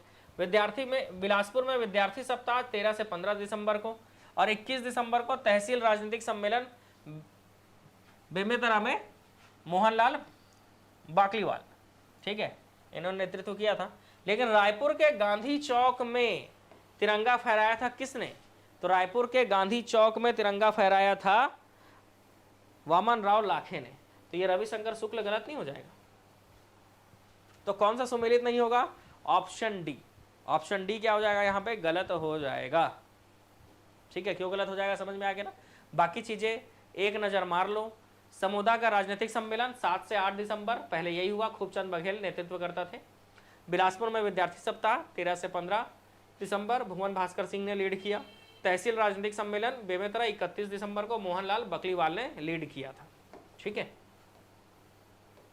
याद करके रखे रहो।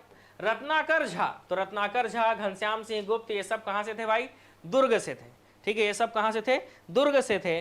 और उस समय आपका आंसर क्या होगा? लो, ये तो दुर्ग से थे और दुर्ग ऑप्शन में ही नहीं। अभी क्लास खत्म नहीं हुआ है भाई।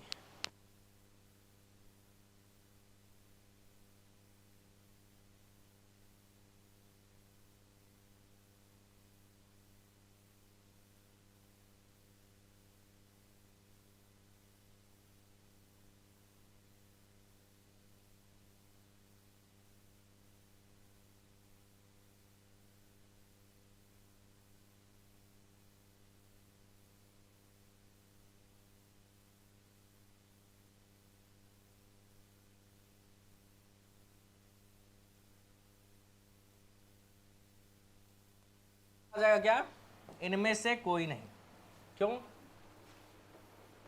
क्योंकि रत्नाकर झा जो है वो दुर्ग से स्वतंत्रता संग्राम सेनानी थे। ठीक है, कहां से? दुर्ग से स्वतंत्रता संग्राम सेनानी थे।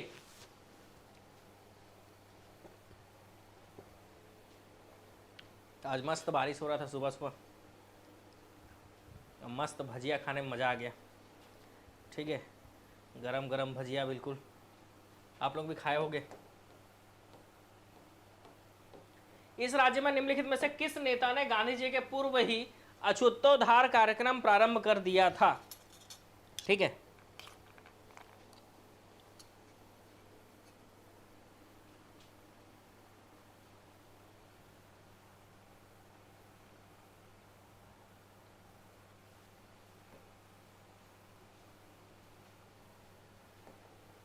चलो भाई, आंसर आप सभी जानते हो, पंडित सुंदरलाल शर्मा। हाँ, आप लोग भी खाए हो। ठीक है, और अभी मेरे पिताजी जो है मस्त भेल बना के दे दिए भाई। खा लूँ 5 मिनट? बताओ भाई, खा लूँ?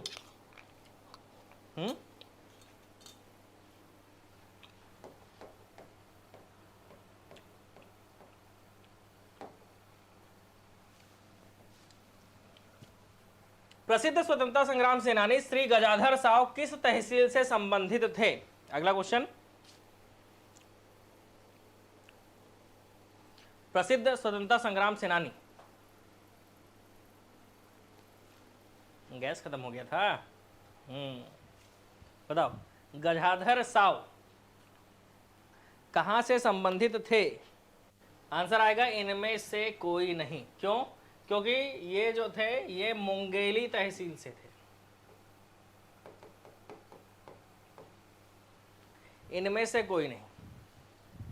ठीक है, आंसर क्या आएगा? मुंगेली। ठीक है,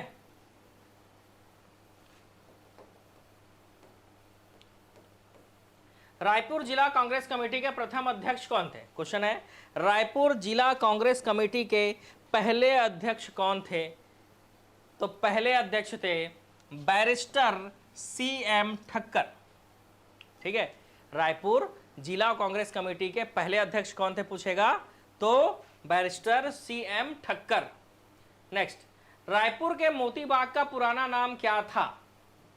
तो रायपुर में जो मोती बाग है उसका पुराना नाम क्या था? जल्दी से बता दो आंसर। रायपुर के मोती बाग का पुराना नाम क्या था?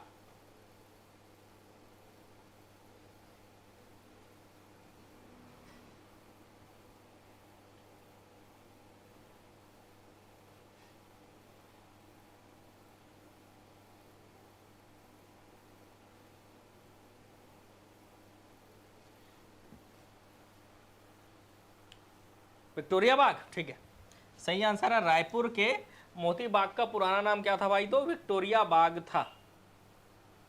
निम्नलिखित में से किस स्वतंत्रता संग्राम सेनानी ने कहा था, मुझे मोक्ष प्यारा है, प्यारा नहीं, मैं फिर जन्म लूंगा? ठीक है, मुझे मोक्ष प्यारा नहीं, मैं फिर जन्म लूंगा। अच्छा, माधवराव सप्रे, ऑप्शन डी। जय माता दी, सही आंसर हो गया भाई।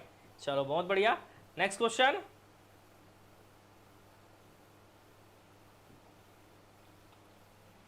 बंगाल नागपुर कॉटन मिल सबसे पहले है ना 87-88 में, रुद्री नहर 1912, सेंट पॉल स्कूल 1893 और रायपुर में छत्तीसगढ़ महाविद्यालय 1938 में शुरू किया गया था। रायपुर महाविद्यालय 1938 में, छत्तीसगढ़ महाविद्यालय। अब इसको इस तरह से याद कर पाना थोड़ा मुश्किल होता है, इसलिए आप ऐसे याद कर लो। रायपुर रेलवे का बंगाल नागपुर में विलय किया गया था 1887 में। रुद्री नहर का निर्माण है ना, पहला नहर है 1912 में। सेंट पॉल, रायपुर में सेंट पॉल स्कूल 1893 में, और रायपुर में छत्तीसगढ़ महाविद्यालय जो है इसको प्रारंभ किया गया था 1938 में। कब प्रारंभ किया गया था? 1938 में। कालक्रम के अनुसार जमाना है तो ये हो गया था 1920 में। तमोरा जंगल सत्याग्रह 1930, गांधी जी दोबारा कब आए थे? 1933। Raipur dynamite case 1942। बड़ा ही आसान हो गया। 4-3-2-1, 4-3-2-1 आंसर आ जाएगा ऑप्शन डी, है ना। आंसर क्या आ जाएगा? Option D. कंडेलनार सत्याग्रह 1920 में हुआ था। तमोरा जंगल सत्याग्रह 9 सितंबर 1930। 20, 30, 33 में गांधी जी दोबारा आए थे।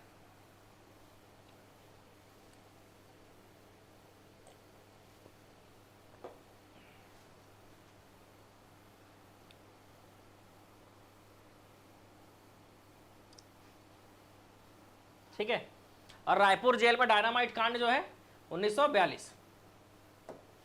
ठीक है, सही है, आप लोग भी सही आंसर ले रहे हो। ई राघवेंद्र राव प्रथम बार मध्य प्रांत एवं बरार के मुख्यमंत्री बने थे, कब बने थे? ई राघवेंद्र राव पहली बार मध्य प्रांत एवं बरार के मुख्यमंत्री कब बने थे? जल्दी से बता दो आंसर।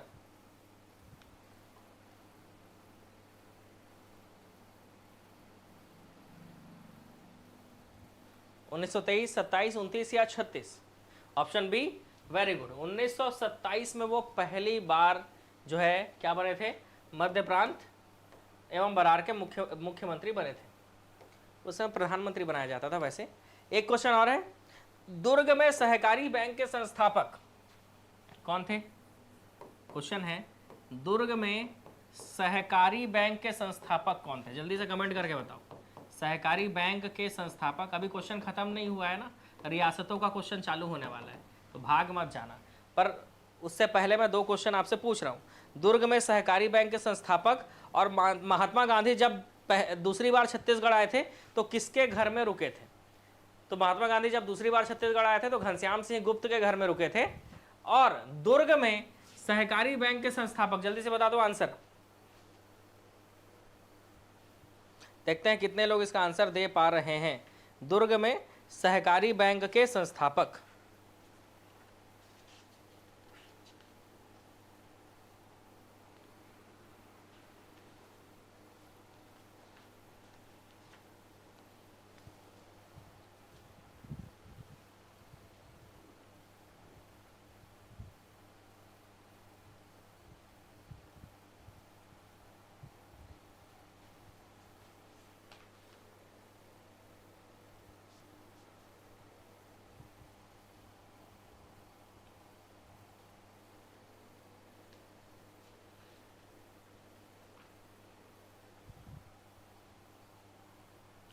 याद रखना आंसर है रत्नाकर झा।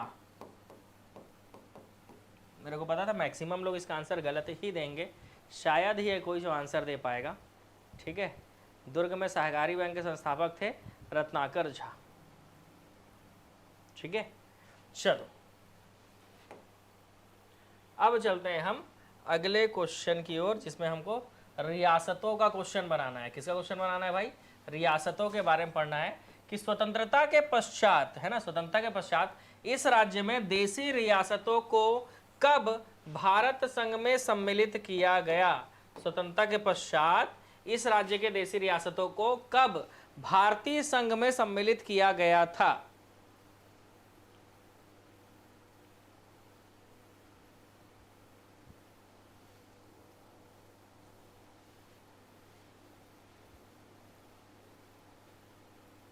ठीक है, 1 जनवरी 1948। आंसर क्या आएगा?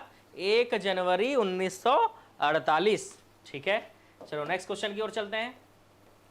कौन सी छत्तीसगढ़ की सबसे बड़ी रियासत थी? तो छत्तीसगढ़ की सबसे बड़ी रियासत बस्तर। ठीक है, छत्तीसगढ़ की सबसे बड़ी रियासत बस्तर। पहला रियासत जो भारत संघ में शामिल हुआ खैरागढ़। लास्ट अंतिम रियासत जो शामिल हुआ जसपुर। सबसे छोटा रियासत शक्ति। ऐसे याद रखना है। ठीक है, राजा चक्रधर सिंह किस रियासत के शासक थे? तो राजा चक्रधर सिंह रायगढ़ रियासत के शासक थे। ठीक है, कहां से?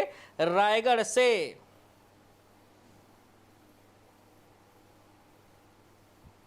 ठीक है, ये याद रखेंगे। और क्या याद रखना है कि छत्तीसगढ़ की सबसे बड़ी रियासत थी बस्तर, सबसे छोटी रियासत थी शक्ति। छत्तीसगढ़ भारतीय संघ में शामिल होने वाले छत्तीसगढ़ की पहली रियासत खैरागढ़ और अंतिम रियासत थी जसपुर। भारत संघ में शामिल होने वाली अंतिम रियासत जसपुर। पहला रियासत खैरागढ़, अंतिम रियासत जसपुर, सबसे बड़ा रियासत बस्तर और सबसे छोटी रियासत शक्ति।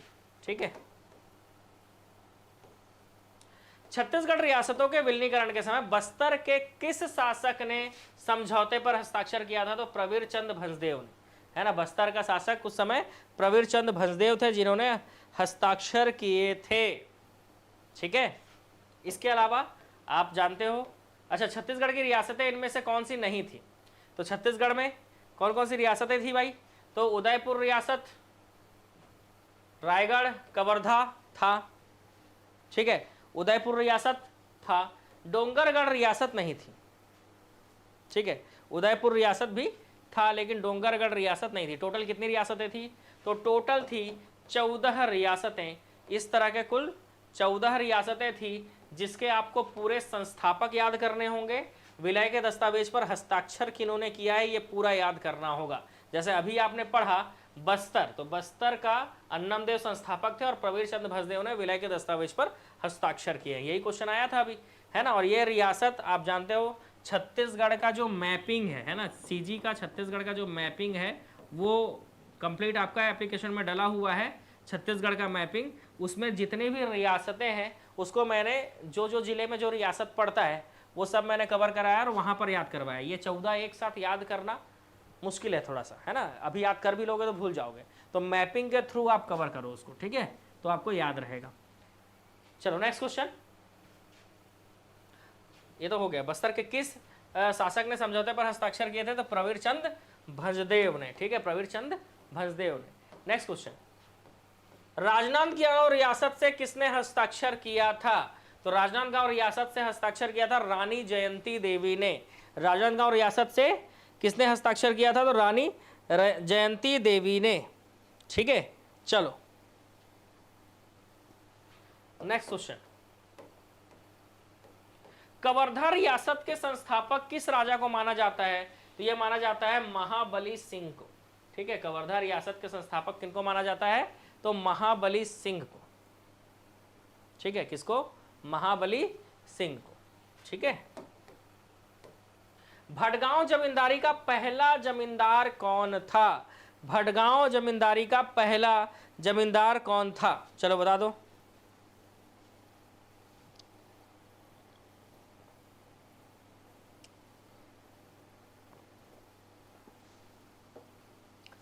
अगर इसी तरह से जुड़े रहोगे, है ना, और वीडियो को लाइक कर दोगे तो मैं आज जो है ख़त्म कर दूंगा रियासत, और इसके बाद रियासतों के बाद जनजाति विद्रोह बस कंप्लीट कराने हैं, किसान आंदोलन, मजदूर आंदोलन, बस याद हो रहा है।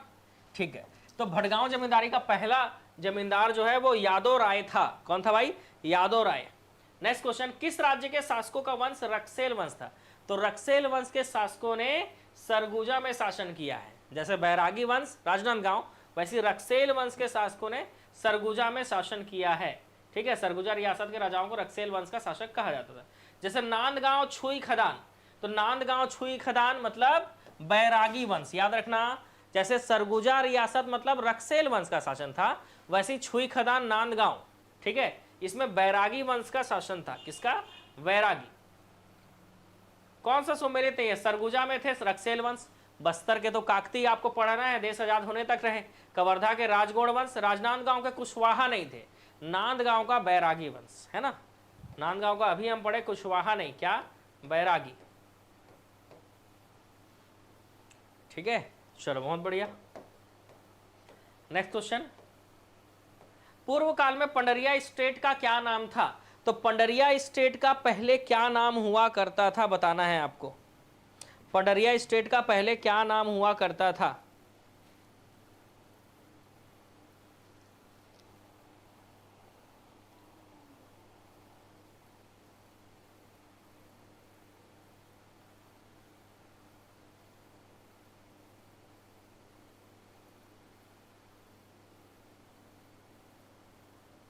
ए, वेरी गुड, मुक्तापुर प्रतापगढ़ है ना।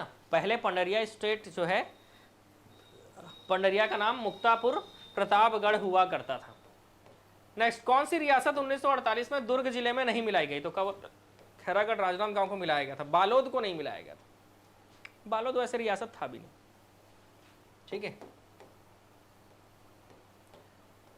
15 अगस्त 1947 तक संघ में विलय पर हस्ताक्षर नहीं किए थे।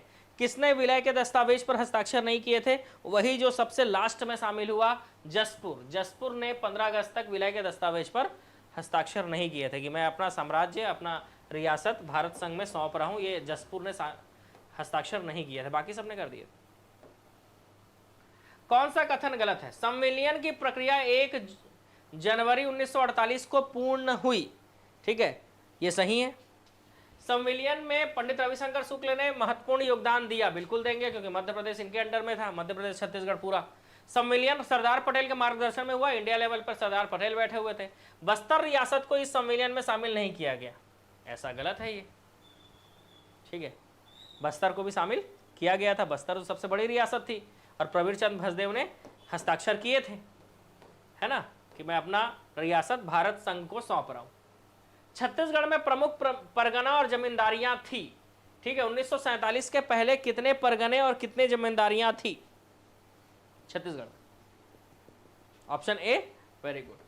ठीक है, तो याद रखेंगे 1947 देश आजाद होने से पहले छत्तीसगढ़ में 9 परगने और 27 जमींदारियां थी।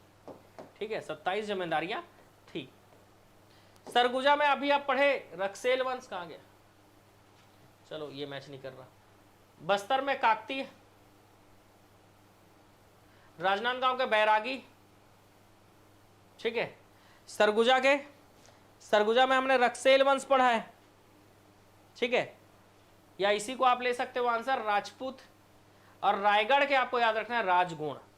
रायगढ़ के आपको क्या याद रखना है? राजगुण वंश। ठीक है, तो चलो काकती बैरागी तो हम मिला लिए थे, रायगढ़ का राजगुण मिला लो, तो जो बच गया उसको सरगुजा के लिए ले लेना है आंसर। सरगुजा के लिए राजपूत, बस्तर का काकती हम जानते हैं, राजनांदगांव का बैरागी हम जानते हैं। भौगोलिक परिस्थिति, सामाजिक व्यवस्था, भूमि की व्यवस्था के कारण छत्तीसगढ़ में जमींदारों का अस्तित्व नैसर्गिक व अनिवार्य रहा, यह कथन किसका है? तो यहाँ की सामाजिक व्यवस्था है, भूमि व्यवस्था है, इसके कारण छत्तीसगढ़ में जमींदार जो है ये बने रहे, ये किसने कहा था? ठीक है, ये कहा था जेनकिंसन ने। ये कथन किसने कहा? जेनकिंसन ने। यहां से जमींदारों को हटा पाना इतना आसान नहीं है करके। ठीक है, नेक्स्ट क्वेश्चन, छत्तीसगढ़ की रियासतों में जन संघर्ष के लिए गठित छत्तीसगढ़ काउंसिल ऑफ एक्शन के सर्वमान्य नेता कौन थे? तो छत्तीसगढ़ काउंसिल ऑफ एक्शन के सर्वमान्य नेता जो थे वो थे ठाकुर प्यारेलाल सिंह। कौन थे? ठाकुर प्यारेलाल सिंह। राजनांदगांव रियासत के शासक महंत घासीदास को ब्रिटिश शासन के शासक होने का सनद कब प्रदान किया गया था? चलो बढ़िया क्वेश्चन है। राजनांदगांव रियासत के शासक महंत घासीदास को ब्रिटिश शासन के शासक होने का सनद कब प्रदान किया गया था?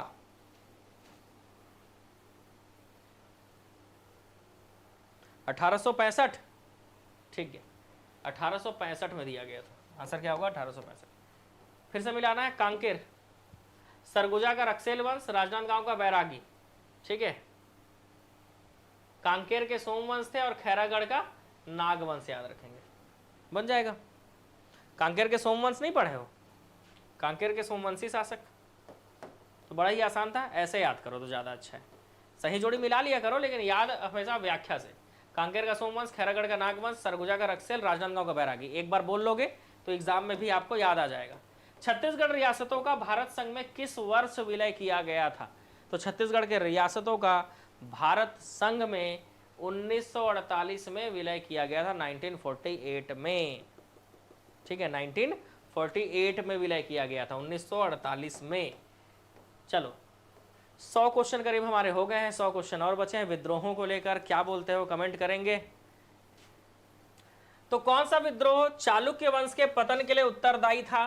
तो चालुक्य वंश मतलब बस्तर का काकती वंश, जिसको हम चालुक्य वंश कहते थे, ये है हलबा विद्रोह। ठीक है, ये कौन सा विद्रोह है भाई? हलबा विद्रोह, जो कि आप बोल सकते हो कि पहला विद्रोह है। और ये विद्रोह 1774 में हुआ था। कब हुआ था? 1774 से 77। तो हलबा विद्रोह जो है वो चालुक्य वंश के पतन के लिए उत्तरदायी था। इसी विद्रोह के बाद से जो है काकती वंश का पतन होना चालू हो गया। ठीक है, याद रखेंगे। ये विद्रोह जो है अजमेर सिंह और उसके भाई दरियादेव के बीच में हुआ था, सत्ता को लेकर, शासन को लेकर। इसकी शुरुआत डोंगर क्षेत्र से हुई थी, बस्तर के। इसमें नेतृत्व करता अजमेर सिंह थे। ठीक है, उत्तराधिकार की लड़ाई थी। और कोटपाड़ की जो संधि हुई 1778 में, जो कोटपाड़ की संधि हुई थी, उसके तहत बस्तर जो है मराठों के अधीन आ गया था भाई। क्योंकि दरियादेव ने क्या किया था? दरियादेव ने मराठों से हेल्प ले लिया था और अजमेर सिंह को हटाकर खुद राजा बन गया। हलबा विद्रोह कब शुरू हुआ था? तो 1774 में, 1774 में। ठीक है, 1774 में। ठीक है, 1774 में हलबा विद्रोह शुरू हुआ था। ठीक है, नेक्स्ट क्वेश्चन। बस्तर क्षेत्र में हलबा विद्रोह कब से कब तक हुआ? तो 1774 से 1777 इसका डेट था। ठीक है, 1774 से 1777 इसका डेट था। कोटपाड़ की संधि कब हुई थी? तो 1774 से 77 तक हलबा विद्रोह चल रहा था और 78 में कोटपाड़ की संधि हुई। और कोटपाड़ की संधि के तहत दरियादेव जो है वो मराठों के अधीन आ गया था। 59,000 टकोली जो है मराठों को उसको वार्षिक सालाना जो है देना था टैक्स के रूप में। ठीक है, किस संधि द्वारा इस राज्य का बस्तर क्षेत्र मराठा नियंत्रण में आ गया? तो जो कोटपाड़ की संधि है, ये कोटपाड़ की संधि है जो बस्तर को छत्तीसगढ़ से जोड़ देता है। 1778 में बस्तर जो है छत्तीसगढ़ का हिस्सा बन गया, समझ लो। क्योंकि मराठे छत्तीसगढ़ में शासन कर रहे थे, बस्तर दूर था उस चीज से। लेकिन बस्तर को ये दरियादेव के कारण जो है बस्तर किस में आकर मिल गया? छत्तीसगढ़ में आकर मिल गया। क्योंकि कोटपाड़ की संधि के तहत बस्तर से टैक्स कहाँ आने लगा? मराठों को। और बस्तर जो है मराठों के अधीन आ गया। ठीक है, भोपालपट्टनम का संघर्ष कब हुआ था? तो 1795 में हुआ था। भोपालपट्टनम का संघर्ष कब हुआ था? 1795 में। ठीक है,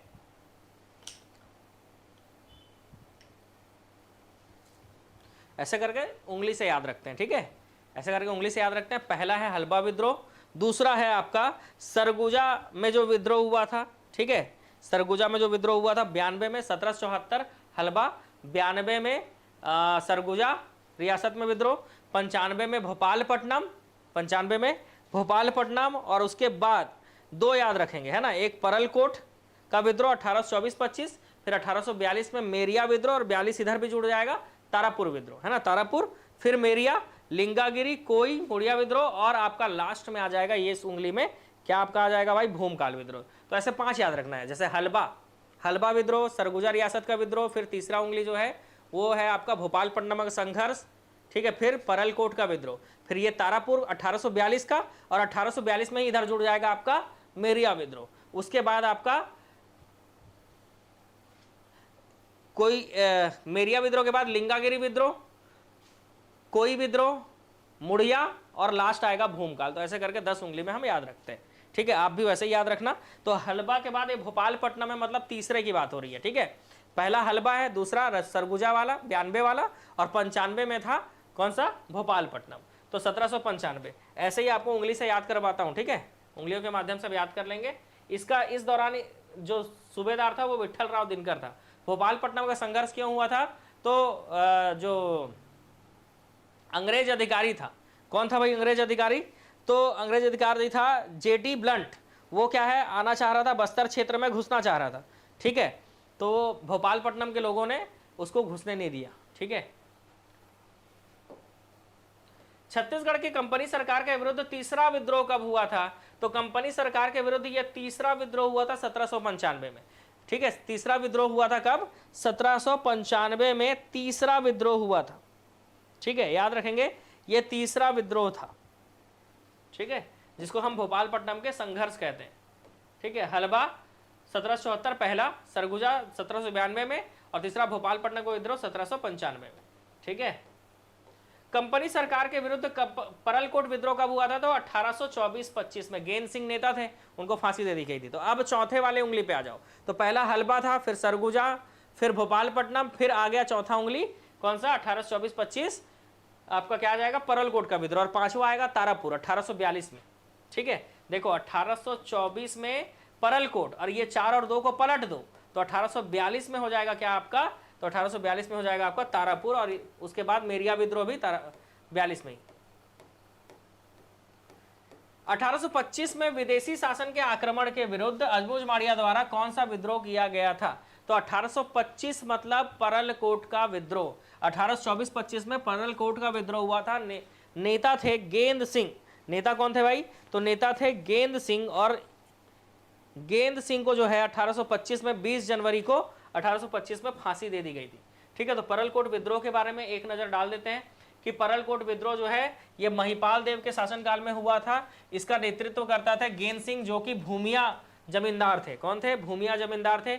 इस विद्रोह का कारण था अबुझमाड़ियाओं को शोषण मुक्त कराना, है ना। वास्तव में अबुझमाड़िया ऐसे संसार की स्थापना करते थे जहां कोई शोषण ना हो, है ना। धावड़ा वृक्ष की टहनी इस विद्रोह का प्रतीक था। मतलब अगर आपको पूछे परलकोट विद्रोह का प्रतीक चिन्ह क्या था, तो धावड़ा वृक्ष की टहनी, याद रखना, धावड़ा वृक्ष की टहनी।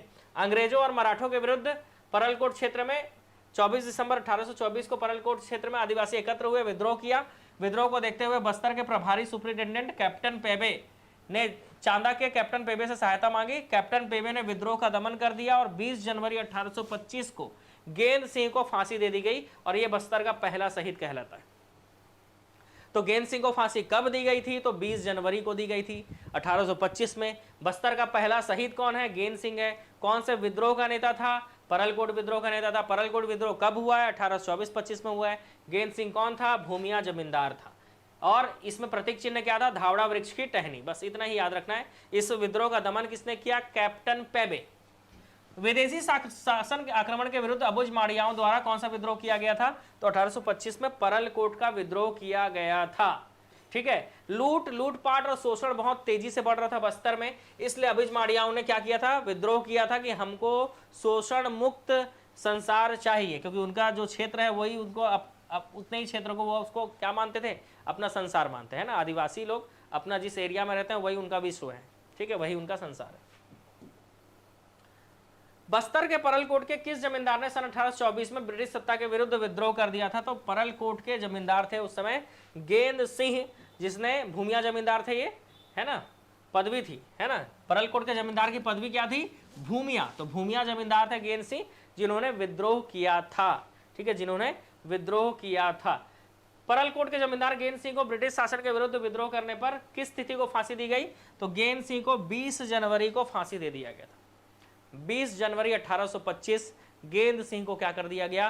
फांसी दे दिया गया, ठीक है। नेक्स्ट क्वेश्चन, परलकोट के विद्रोह के संदर्भ में असत्य कथन को चुनिए।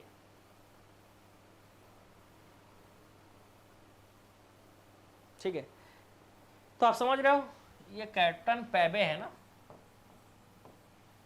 पहला बिल्कुल सही, अभी पढ़े हैं इसके बारे में, दूसरा भी पढ़े, तीसरा भी पढ़े। ये चौथा जो पॉइंट लिखा हुआ है इसका कहीं भी उल्लेख नहीं है परलकोट विद्रोह में, इसलिए ये पॉइंट गलत हो जाएगा। बाकी तीनों पॉइंट अभी हमने थोड़ी देर पहले परलकोट विद्रोह में पढ़ा है, ठीक है, परलकोट विद्रोह में थोड़ी देर पहले ही पढ़ा है बाकी चीजों को।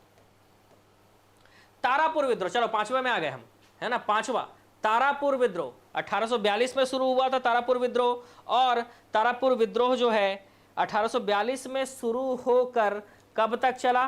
तो काफी लंबे समय तक तारापुर विद्रोह चला था, ठीक है, 1854 तक। इसलिए 5वें नंबर का विद्रोह तारापुर विद्रोह है। 6वें नंबर का विद्रोह भी 1842 में ही चालू हुआ था, लेकिन वो ज्यादा लंबे समय तक चला, 63 तक चला था मेरिया विद्रोह, इसीलिए उसको 6वां मानते हैं हम। तो 5वां विद्रोह आ गया आपका तारापुर विद्रोह, जो 1842 में शुरू हुआ था, 1854 तक चला था, है ना, 42 से 54 तक।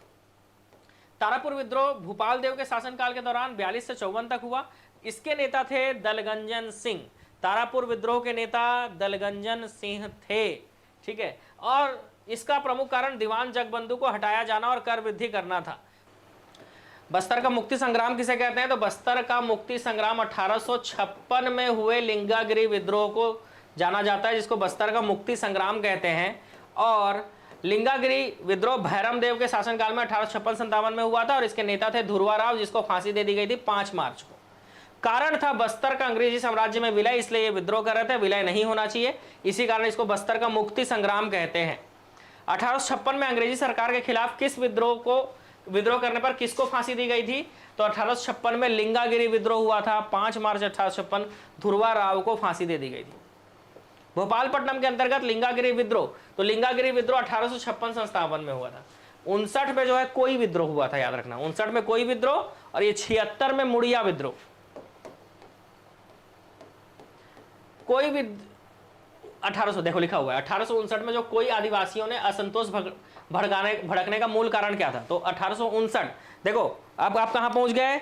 मेरिया के बाद आप इस उंगली में पहुंच गए, जिसपे आप लिंगागिरी पढ़े, उसके बाद कोई विद्रोह, फिर मुड़िया विद्रोह, और लास्ट है आपका भूमकाल विद्रोह। तो ऐसे 10 उंगली में आपको याद रखना रहता है ये पूरे को, ठीक है। और इसका मूल कारण था ब्रिटिश सरकार द्वारा बस्तर के जंगलों का ठेका हैदराबाद के व्यापारी को देना, ये इसका मूल कारण था, ठीक है। ब्रिटिश सरकार द्वारा बस्तर के जंगलों का ठेका हैदराबाद के व्यापारी को देना के कारण ही कोई विद्रोह फैल गया था। इसका नेतृत्वकर्ता नांगुल दोरला ने किया था।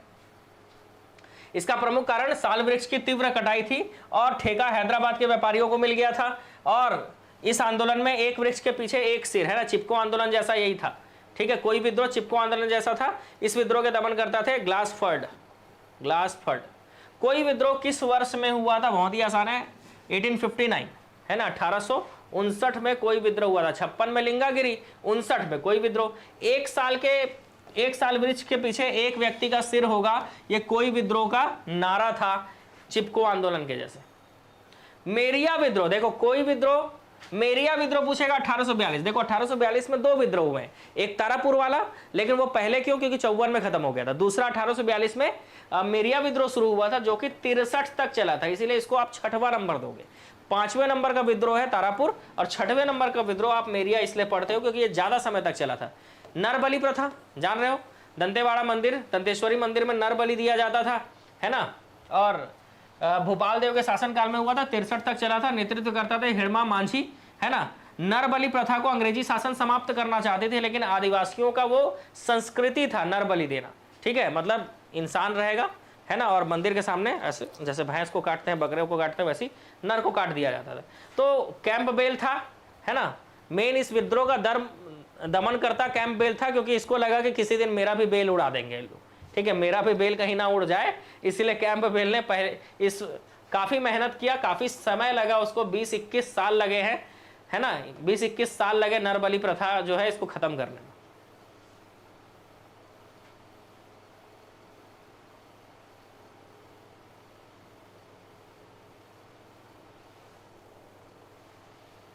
इस विद्रोह का नमन करता कैंपबेल था और दंतेश्वरी मंदिर में दी जाने वाली बलि को ही मेरिया कहा जाता था। तो मेरिया समझ गया क्या है?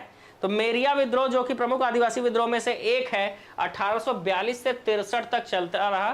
फाइनली अंग्रेजों ने इस चीज को बंद करवा दिया, नर बलि को, और उस समय से बंद हुआ, तब से बंद ही है। कौन सा विद्रोह 1842 से 63 तक चला? तो मेरिया विद्रोह 1842 से 63 तक चला। हिड़मा मांझी 1842 में किस क्रांति के नेता के रूप में जाने जाते थे? तो मेरिया या माड़िया विद्रोह, मेरिया या माड़िया विद्रोह, हिड़मा मांझी, ठीक है, हिड़मा मांझी याद रखेंगे, हिड़मा मांझी, ठीक है। इस राज्य में प्रथम मुड़िया विद्रोह कब हुआ था? तो मुड़िया विद्रोह, ठीक है, मेरिया विद्रोह 42, मुड़िया विद्रोह 1876। बहुत ही आसान है।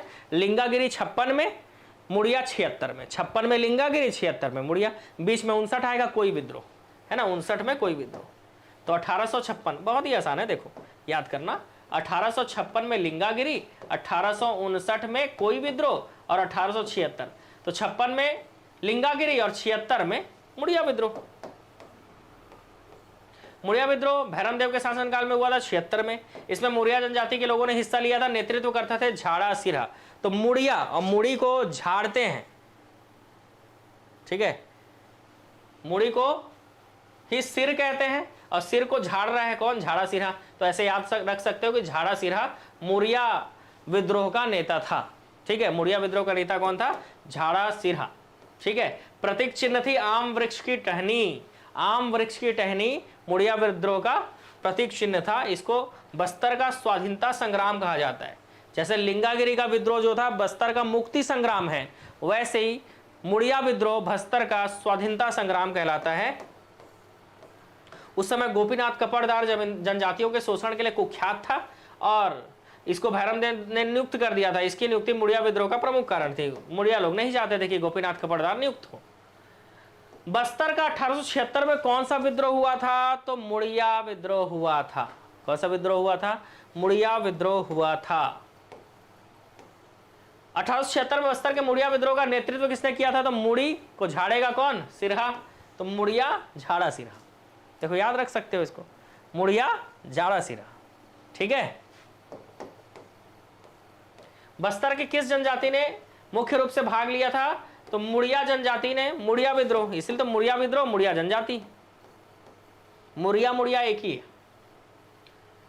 बस्तर राज्य का दीवान किसको नियुक्त किया गया था, जो जनजाति लोगों के शोषण के लिए कुख्यात था, तो वही कपटी, जिसका नाम में कपटी आ जाता है, गोपीनाथ कपटदार या गोपीनाथ कपड़दार, ठीक है। तो ऐसे आप याद रख सकते हो, ठीक है। ये शोषण के लिए कुख्यात था क्योंकि ये कपटी था ये, और कपटी से ही गोपीनाथ कपड़दार याद रहेगा आपको, ठीक है, गोपीनाथ कपड़दार याद रहेगा। दीवान गोपीनाथ कपड़दार के में सही कौन सा है, भैरमदेव ने इसको नियुक्त किया था। बस्तर विद्रोह को दबाने में भूमिका निभाई थी, बस्तर विद्रोह का प्रमुख कारण था। राजा भैरमदेव ने अपना शासन सौंप दिया था, गलत। तो 2 पॉइंट इसमें आपको सही लग रहे हैं। इसमें भी कौन सा ज्यादा सही है उसका आंसर आपको लेना है। अच्छा, कौन सा कथन सही नहीं,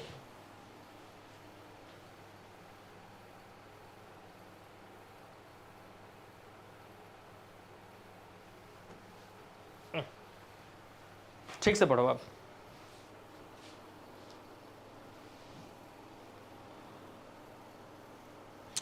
गोपीनाथ कपड़दार के विषय में कौन सा कथन सही नहीं है,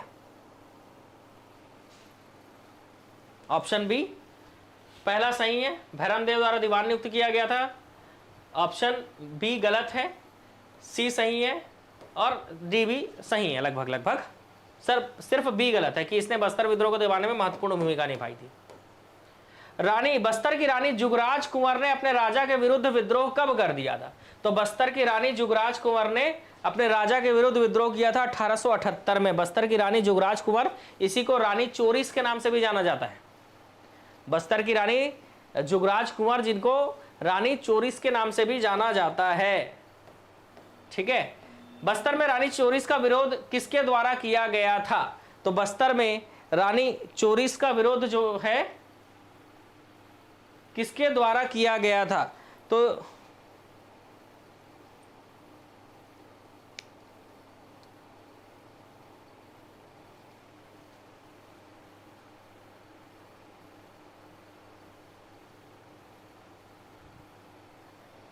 क्वेश्चन कुछ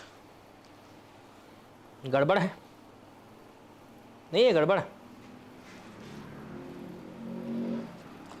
कुछ तो मिस्टेक है, प्रिंटिंग मिस्टेक हो गया है कुछ, क्योंकि रानी चोरिस जो है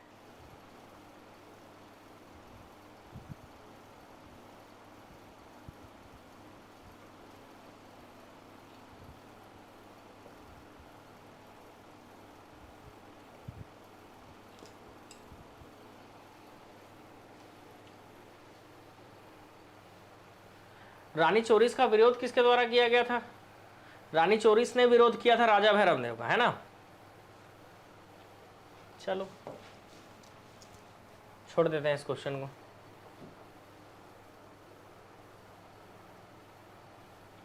भूमकाल विद्रोह कब हुआ था? तो भूमकाल विद्रोह हुआ था 1910 में। ठीक है, भूमकाल विद्रोह कब हुआ था? लास्ट विद्रोह है 1910 भूमकाल विद्रोह। ये बस्तर रियासत के राजा रुद्र प्रताप देव के शासनकाल के दौरान हुआ था। इसके नेतृत्व करता थे गुंडाधुर, भूमकाल गुंडाधुर। प्रमुख कारण जनता का शोषण, वनों का उपयोग, शराब बनाने पर प्रतिबंध, ये सब प्रतिबंध लगा दिया गया था आदिवासियों के ऊपर, है ना। इसकी शुरुआत पूसपाल बाजार को लूटकर हुई थी। लाल मिर्च, आम की टहनी, मिट्टी के ठेले व भाण धनुष इस विद्रोह का प्रतीक चिन्ह था। कैप्टन गेयर ने गेयर लगाकर गुंडाधुर को, ग से गुंडाधुर, ग से गेयर ने गुंडाधुर को गेयर लगाया और इस विद्रोह का दमन कर दिया। सोन मांझी नामक व्यक्ति ने मुखबिरी की है। तो याद रखना, है ना, अब आप जिसके ऊपर सबसे ज्यादा भरोसा करोगे धोखा वही सबसे पहले देगा, समझ गए। तो यहां पर ये देख के समझ में आ रहा है इस विद्रोह में सोन मांझी नामक व्यक्ति ने मुखबिरी की थी।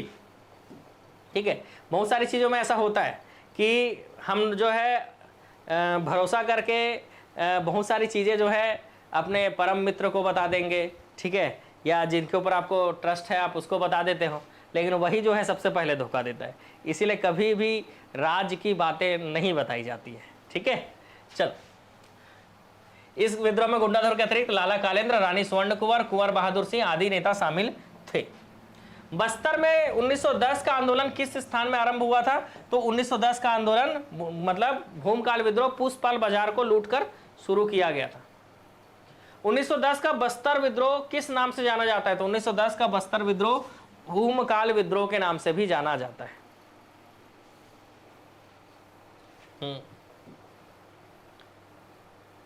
बस्तर में हुए भूमकाल विद्रोह का नेता कौन था?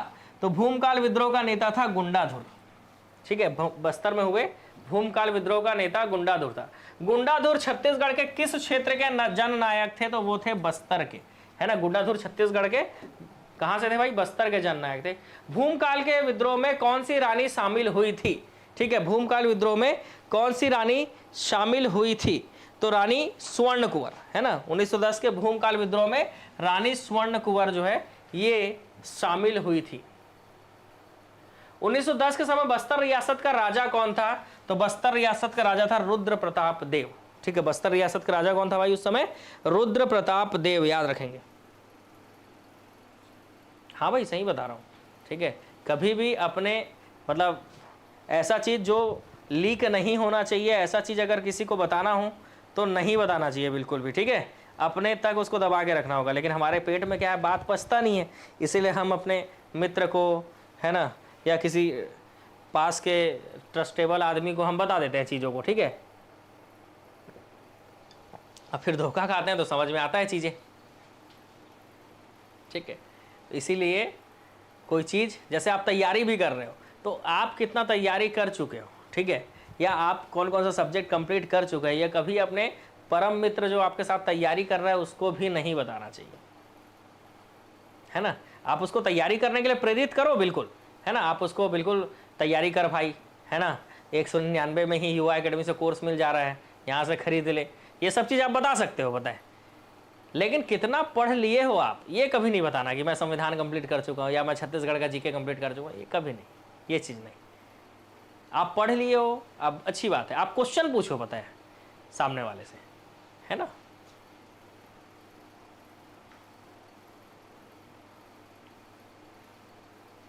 भावनाओं में बह जाकर सब चीज बता देते हो, पता है, हाँ, फिर धोखा खाते हो जोरदार, है ना।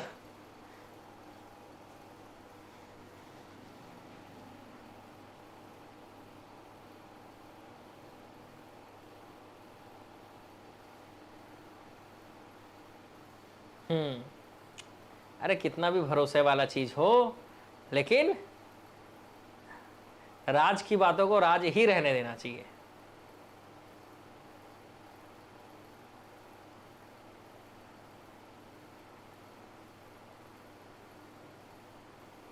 अपने रहस्यों को कभी भी किसी के से साझा नहीं करना चाहिए। हाँ, ठीक है, मतलब कंपटीशन दो बिल्कुल, है ना, सामने वालों को बिल्कुल उचका दो बिल्कुल तैयारी करने के लिए, तैयारी कर भाई, है ना, तू भी तैयारी कर, मैं भी तैयारी करता हूँ, लेकिन आप उससे आगे रहो हमेशा, तभी तो कंपटीशन कर पाओगे ना। जैसे आप ये सोचोगे कि ये नहीं पढ़ेगा या ये फॉर्म नहीं भरेगा, तो उसके फॉर्म ना भरने से, उसके ना पढ़ने से आपको क्या फ़ायदा होगा? जिसके साथ आप मतलब घूम रहे हो, चाय पीने जा रहे हो, नाश्ता वास्ता करने जा रहे हो, ठीक है, तो ऐसे लोगों को अगर आप सोचोगे कि मेरा दोस्त है वो अच्छा है, तैयारी नहीं कर रहा है सर, उससे आप ही का नुकसान है। अगर वो भी तैयारी करेगा तो कंपटीशन जनरेट होगा ऑटोमेटिक, ठीक है। आप उससे क्वेश्चन पूछोगे, वो भी किसी दिन आपसे क्वेश्चन दागेगा, आपका हालत खराब कर देगा, बताए, है ना। आप रात भर सोओगे नहीं, आप भी रगड़ के पढ़ोगे, वो भी रगड़ के पढ़ेगा, ऐसे में सिलेक्शन होता है, बताए। इसीलिए आसपास कंपटीशन बनाकर रखना चाहिए। अगर आप कॉम्पिटिटिव एग्जाम की तैयारी में हो तो आपके जितने भी मित्र हैं सबसे एकदम कंपटीशन बना के रखो और सबको बिल्कुल प्रेरित करते रहो, अरे तैयारी करते हैं, एग्जाम देते हैं, फॉर्म आए, पहले सबको खुद ही मैसेज भेजो, अरे फॉर्म आ गया भाई, चलो फॉर्म भरते हैं करके,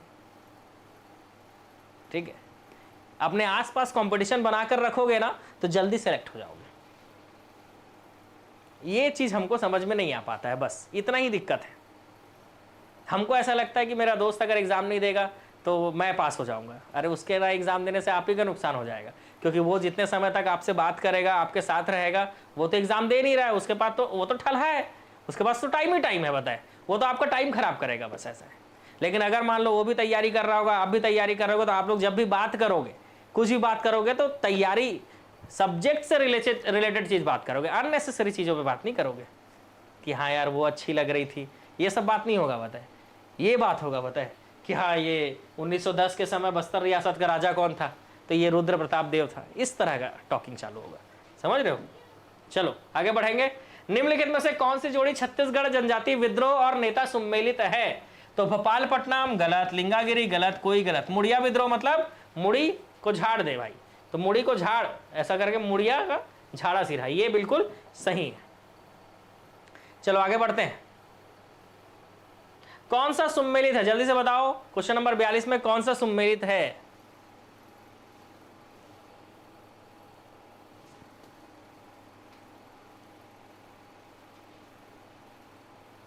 ठीक है, जल्दी से आंसर बोल दो, कौन सा सम्मिलित है? क्वेश्चन नंबर 42 दिख रहा है, मुड़िया विद्रोह, है ना, मुड़िया विद्रोह 1876, झाड़ा सिरहा, यही आपको सम्मिलित दिख रहा है। भूमकाल में तो गुंडाधुर था, है ना, और सरगुजा का विद्रोह 1920 वाला, ठीक है, उसमें अजीत सिंह है, ठीक है, सरगुजा विद्रोह अजीत सिंह नेतृत्व करता है, अजीत सिंह 1792, है ना।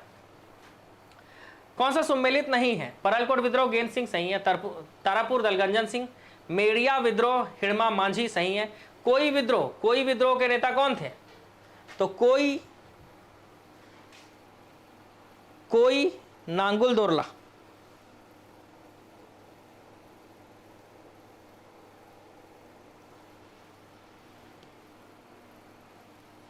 ठीक है, कोई नांगुल दोरला, तो ये गलत हो गया ना। नेक्स्ट, कोई विद्रोह के नेता नांगुल दोरला थे, ठीक है। कालक्रम जमाना, अरे बहुत आसान है कालक्रम जमाना। हलबा विद्रोह 1774, परलकोट 1825 फांसी, सिपाही विद्रोह मराठों का आक्रमण, मुड़िया विद्रोह 1876, रतनपुर की स्थापना 1000 ईस्वी के करीब हुई थी ना, 1050 ना, रतनपुर 1050, मराठों का आक्रमण 1741 में हुआ था, शहीद वीर नारायण सिंह को फांसी ये हुआ था 1857 को, सिपाही विद्रोह की शुरुआत ये हुई थी 1857-58 में। अब सबसे पहले कौन हुआ था? तो रतनपुर। क्वेश्चन 4 जिसमें आएगा, तो 4 किस में आ रहा है भाई? देखो 4B में आ रहा है, सबसे पहले रतनपुर। इसके बाद चौथा मराठों का आक्रमण हुआ, उसके बाद पहला हलबा विद्रोह हुआ, उसके बाद दूसरा 25 में जमीन, चलो मैच हो गया। ये सब याद रखना पड़ेगा। रतनपुर की स्थापना रैंडम क्वेश्चन है, देखो तो ये सब मैच करना पड़ेगा ना, तब तो याद होगा चीजें, ठीक है। बिना मैच किए कैसे होंगी बताओ, ठीक है। ये सारी चीजों को क्या करना पड़ेगा? मैच करना पड़ेगा। चलो नेक्स्ट क्वेश्चन की ओर चलते हैं।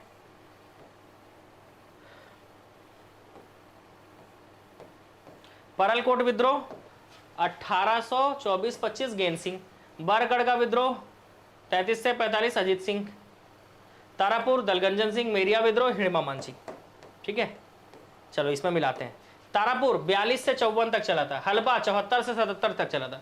परलकोट 24 से 25 और मेरिया 42 से 63।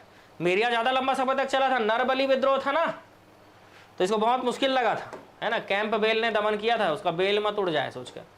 ये ऐसे एक साथ देखने से जल्दी याद होता है, हलबा, मेरिया, परलकोट, तारापुर, ऐसे देख के। चलो इसको भी मिला लेते हैं। कोई विद्रोह साल वृक्ष के काटे जाने के विरुद्ध में, है ना, चिपको आंदोलन जैसा था। मेरिया विद्रोह नरबली वाले में मिला देंगे। ठीक है,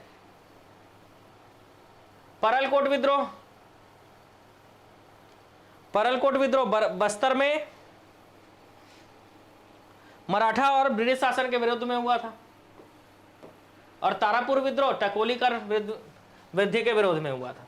तो इसमें से नरबली और कोई वाला मिला के आपका तुरंत आंसर बन गया, है ना। मेरिया विद्रोह में नरबली, है ना, मेरिया विद्रोह में नरबली और कोई विद्रोह में साल वृक्ष वाला, ये मिला के बन गया। लेकिन ये तारापुर वाला भी याद रख लेना, और बस्तर में मराठा एवं ब्रिटिश शासन के विरोध में जो परलकोट में विद्रोह हुआ था वो भी याद रखना है। ठीक है, ये भी आप याद रख लेना। चलो नेक्स्ट, भूमकाल विद्रोह से संबंधित डेट को याद रखना है। तो विद्रोह की घोषणा जो है वो अक्टूबर 1909 में ही हो गई थी। विद्रोह की घोषणा जो है अक्टूबर 1909 में ही हो गई थी। कुकानार पर आक्रमण हुआ 4 फरवरी 1910 में। मुड़िया राज की घोषणा हुई 7 फरवरी को और रानी स्वर्ण कुंवर की गिरफ्तारी हुई 5 मार्च को।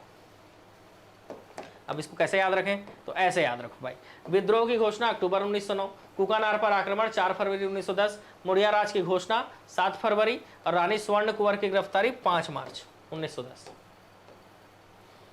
कौन सा सुमेलित नहीं है? मेरिया, हिड़मा, तारापुर दलगंजन, लिंगागिरी, मुड़िया, झाड़ासिरा। लिंगागिरी विद्रोह के नेता जो है वो नांगुल दोरला नहीं थे, धुरवा राव थे, है ना। लिंगागिरी विद्रोह के नेता धुरवा राव थे, नांगुल दोरला नहीं। कहां के आदिवासियों ने ब्रिटिश सेना के घेरे में आने पर हम युद्ध करेंगे नारा दिया था? तो कहां के आदिवासियों ने ब्रिटिश सेना के घेरे में आते ही हम युद्ध करेंगे का नारा दिया था?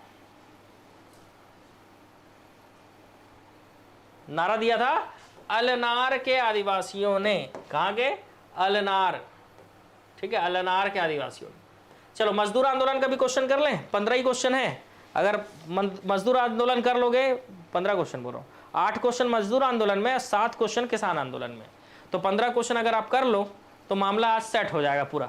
मतलब छत्तीसगढ़ का इतिहास कंप्लीट। प्राचीन इतिहास में 3 वीडियो है, मध्यकालीन में भी एक ही में खत्म कर दिया था मैंने, आधुनिक में 3, टोटल 7 वीडियो में पूरा कंप्लीट कर दिया। अब इसके बाद खतरनाक क्वेश्चन भी बनाएंगे। ठीक है, मतलब ये लेवल 1 था, लेवल 2 के क्वेश्चन भी बनाएंगे, जिसमें पाषाण से गुप्त तक मैंने पढ़ाया है और नेक्स्ट वीडियो में हम उससे आगे बढ़ेंगे। ठीक है, पाषाण से गुप्त लेवल 2 का क्वेश्चन हम बना चुके हैं एक बार, है ना, बिल्कुल खतरनाक वाले।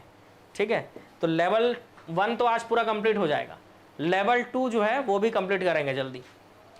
1920 में राजनांदगांव में मिल मजदूर के 37 दिन की हड़ताल की थी। इसका नेतृत्व किया था किसने? इनमें से कोई नहीं। किसने किया था? ठाकुर प्यारेलाल सिंह। ठीक है, ठाकुर प्यारेलाल सिंह ने। ठीक है, ठाकुर प्यारेलाल सिंह। क्यों भाई? क्योंकि श्रमिकों की कार्यावधि को 12 से 13 घंटे करना था। छत्तीसगढ़ का प्रथम श्रमिक आंदोलन कहां हुआ था? राजनांदगांव, मिल मजदूर आंदोलन, पहला श्रमिक आंदोलन।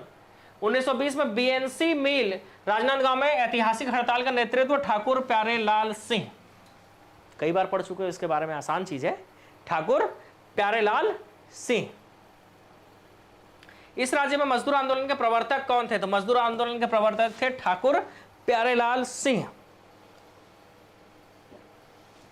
ठीक है, ठाकुर प्यारेलाल सिंह। नेक्स्ट क्वेश्चन, राजनांदगांव की ऐतिहासिक श्रमिक हड़ताल कितने दिनों तक चली थी? बताओ भाई, 36 दिन, 37 दिन, 40 दिन या 45 दिन? तो आंसर क्या लेते हैं हम कि ये आंदोलन जो है कितने दिन तक चला था भाई? चलो बताओ, क्या आंसर लोगे? राजनांदगांव मिल मजदूर आंदोलन कितने दिन तक चला था?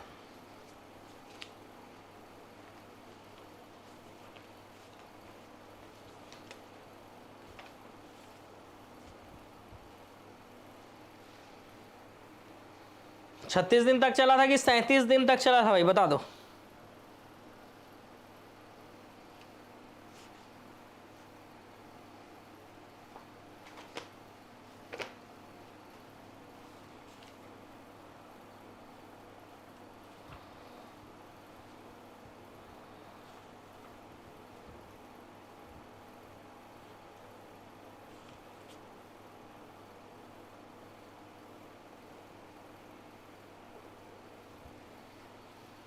छत्तीस दिन, ठीक है। आंसर लेना है आपको 36 दिन। पीएससी व्यापम ने कई बार इसका आंसर 36 दिन लिया है। राजनांदगांव के मजदूर आंदोलन के कारण ठाकुर प्यारेलाल सिंह को किस वर्ष रियासत से बाहर भगा दिया गया था? रियासत से निष्कासित होकर ये रायपुर आना पड़ गया था, है ना, रियासत से इनको निकाल दिया गया था। तो राजनांदगांव रियासत से निकाल दिया गया था 1924 में। कब निकाल दिया गया था इनको? 1924 में, ठीक है। फिर ये रायपुर आके रहने लगे। किस स्थान पर 3 बार श्रमिक आंदोलन हुए? तो राजनांदगांव में 3 बार मिल मजदूर आंदोलन हुआ, ठीक है, 3 बार, 1920 में, 24 में और 37 में। 20 में, 24 में, 37 में, तीनों में प्यारेलाल सिंह थे।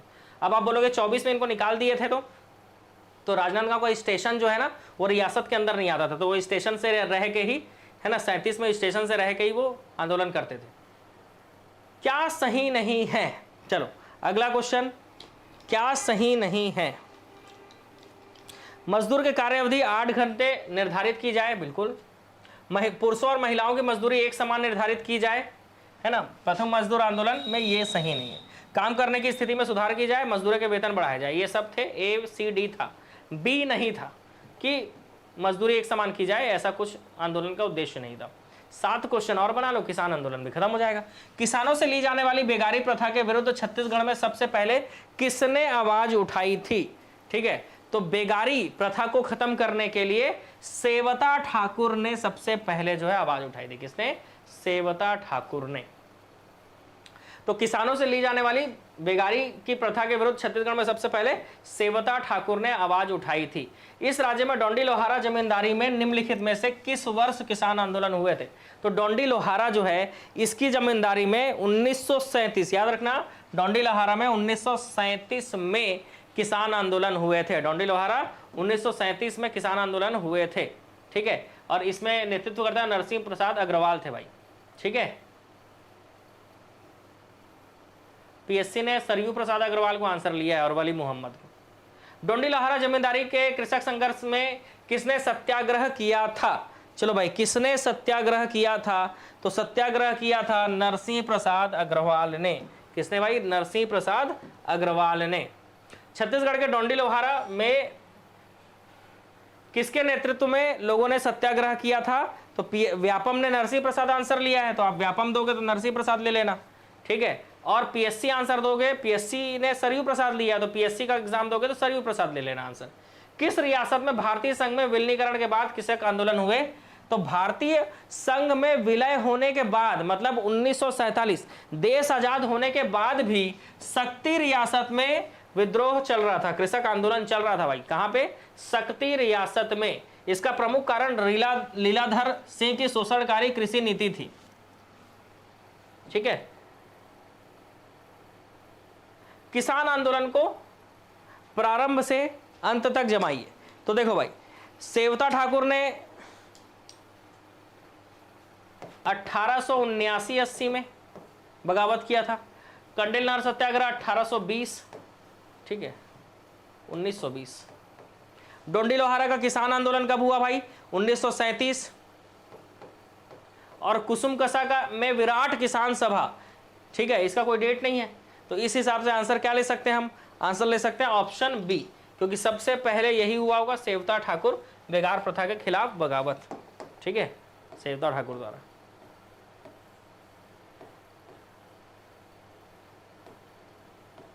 कौन सा जोड़ी सम्मिलित नहीं है? डोंडी लोहारा का किसान आंदोलन 1937 सही है। छुई खदान रियासत में लगानबंदी आंदोलन रामनारायण मिश्र। कांकर रियासत में किसान आंदोलन इंदु केवट। शक्ति रियासत में किसान आंदोलन कन्हैया लाल पांडे, ठीक है, इन्होंने नहीं किया था बल्कि स्थानीय निवासियों ने किया था, इसीलिए ऑप्शन डी गलत है। ऑप्शन डी क्या हो जाएगा? गलत हो जाएगा। बाकी सब आपका क्या हो जाएगा? सही हो जाएगा। तो यहाँ पर आपका जो है टोटल मैंने 200 प्रश्न करीब कंप्लीट करा दिए भाई आपको। और छत्तीसगढ़ का इतिहास का, है ना, सीजी हिस्ट्री का लेवल 1 मैंने आपका कंप्लीट कर दिया। ठीक है, लेवल 1 कंप्लीट। इसके बाद लेवल 2 में मैंने गुप्त काल तक पढ़ाया है। ठीक है, तो अब हम लेवल 2 के तरफ चलेंगे। कूट वाले क्वेश्चन, खतरनाक वाले क्वेश्चन चलेंगे। उसके बाद लेवल 3 में आएंगे, है ना, धीरे धीरे हम चीज़ों को बढ़ाएंगे। तो ये सारे जो वीडियो हैं, जान रहे हो यूट्यूब में तो ढूंढ पाना मुश्किल है, लेकिन आप इसको क्या कर सकते हो, ऑब्जेक्टिव कोर्स जो है एप्लीकेशन में, जो ऑब्जेक्टिव कोर्स है वहाँ से आप इसको बिल्कुल क्रम से पा सकते हो। लेवल 1 का क्वेश्चन रहेगा, फिर लेवल 2 रहेगा, फिर लेवल 3 रहेगा, इस तरह से। सिर्फ सीजी हिस्ट्री में नहीं, सारे सब्जेक्ट में मैं इसी तरह से ऑब्जेक्टिव आपको करा रहा हूँ। लेवल 1, लेवल 2, लेवल 3, इस तरह से सारे सब्जेक्ट में कवर कराऊंगा। चाहे वो अब धीरे धीरे टाइम लगता है चीज़ों को करने में, है ना। तो जैसे अब मैंने सीजी हिस्ट्री कंप्लीट किया, मैंने भूगोल आपका कंप्लीट करा दिया है, जनजातीय आपका, पंचायती राज आपका कंप्लीट करा दिया है मैंने।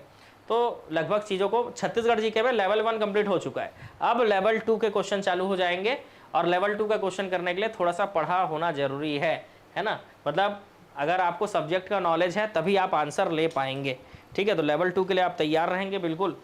ठीक है, इसके अलावा ऑब्जेक्टिव कोर्स हो, टेस्ट हो, है ना, आपका कोई भी ऑनलाइन कोर्स हो, या फिर ऑब्जेक्टिव ज्वाइन करना हो, या फिर आपको टेस्ट ज्वाइन करना हो, आप जानते हो 199 में तो मिल जाता है आपको, है ना, 199 है, पर ये 299 हो जाएगा ना, क्योंकि लेवल 2 लेवल 3 के लिए क्वेश्चन बनाने के लिए टीम जो है क्वेश्चन बना रही है, इसलिए तो उनको खर्चा वर्चा देना पड़ेगा ना।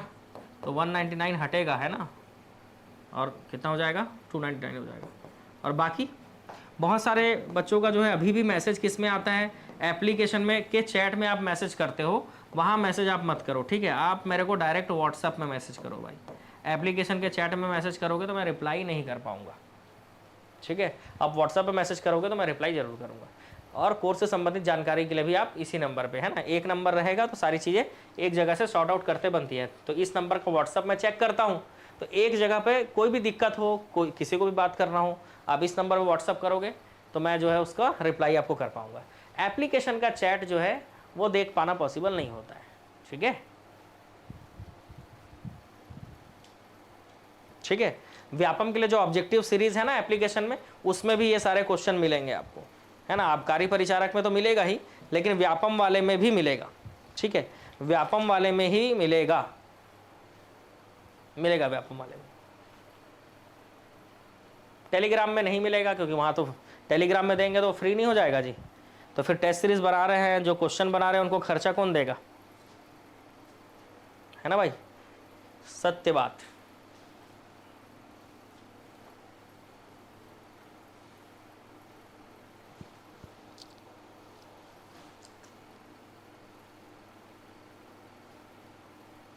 तो क्लास कैसा रहा वो क्लास एंड होने के बाद बताया करो। ठीक है, क्लास में ही बस थैंक यू सर बोल के निकल लिए, बताए। क्लास एंड होने के बाद जो है क्लास कैसा रहा उसके लिए क्लास एंड होने के बाद कमेंट किया करो।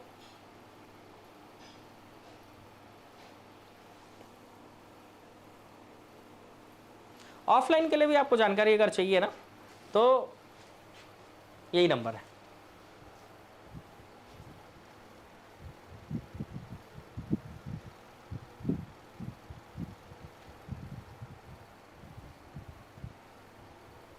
वैसे जनजाति का सिलेबस तो नहीं है परिचारक में, लेकिन फिर भी पढ़ के जाना चाहिए आपको।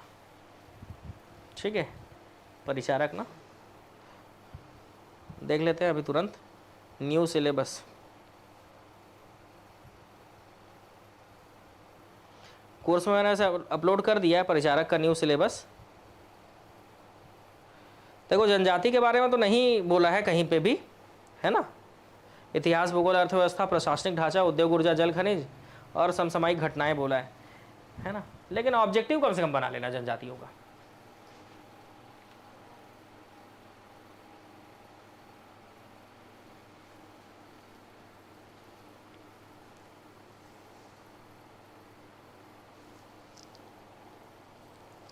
अब जो है हम लोग लेवल 2 के क्वेश्चन बनाएंगे, कूट वाले क्वेश्चन बनाएंगे, खतरनाक वाले क्वेश्चन बनाएंगे। ठीक है, लेवल 1 कंप्लीट।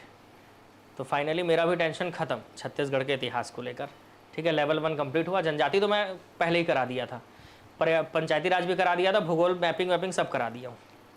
वो सब आपको एप्लीकेशन में ऑब्जेक्टिव कोर्स में मिल जाएगा। और ऑब्जेक्टिव कोर्स क्यों ज्वाइन करना है? उसका एक रीज़न ये है कि पीडीएफ वहाँ पर है, ठीक है। ऑब्जेक्टिव कोर्स ज्वाइन करने का रीज़न है पीडीएफ वहाँ पर है और आपको क्रम से वीडियो मिलेगा, बिल्कुल लाइन से, फोल्डर वाइज। छत्तीसगढ़ के इतिहास के फोल्डर में छत्तीसगढ़ वाला होगा, भारत के भूगोल वाले फोल्डर में भारत के भूगोल का क्वेश्चन, एमसीक्यू और आपका पीडीएफ मिल जाएगा, क्लास और पीडीएफ। तो वो क्रम से आपको चीज़ें मिल सकें, इसलिए एप्लीकेशन है।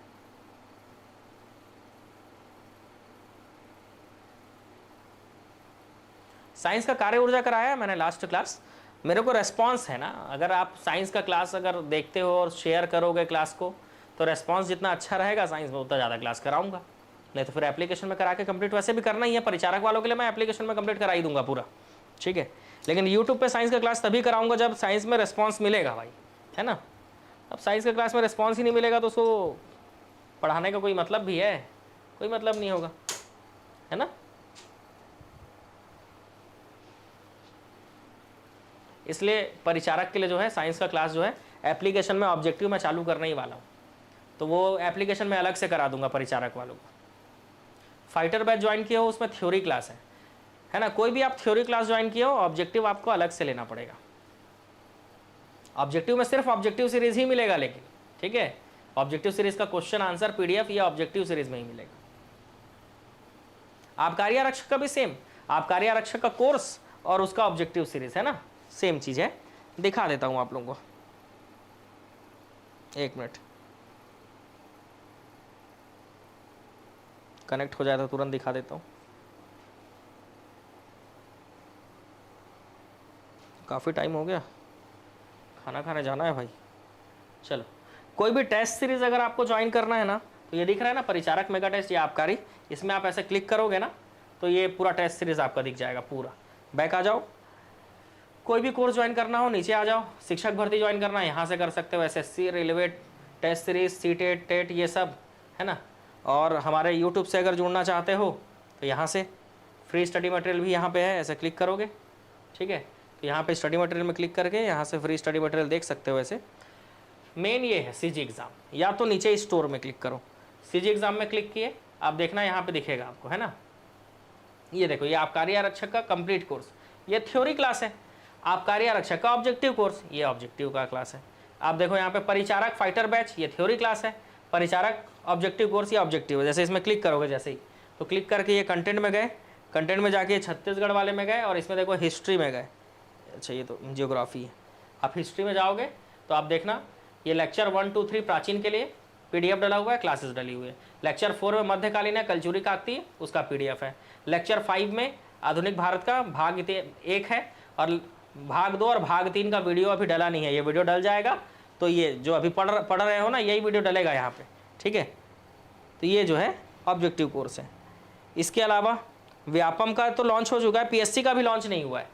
तो ये व्यापम का कोर्स है, ये व्यापम का ऑब्जेक्टिव और ये व्यापम का थ्योरी आपको मात्र 299 में है, और ये ऑब्जेक्टिव कोर्स 399। वैसे इसमें वैलिडिटी बहुत ही अच्छा है, 1 साल का वैलिडिटी है, मात्र 400 रुपये में 1 साल का वैलिडिटी है। मतलब अब देखो यार, अब मैं थोड़ा सा ना आपको यहाँ पे गणित लगाना सिखाता हूँ, ठीक है, कैसे समझना। आप देखो, ये थ्योरी क्लास को देखो, ठीक है। ये थ्योरी क्लास जो है, व्यापम का थ्योरी क्लास मात्र 299 का है।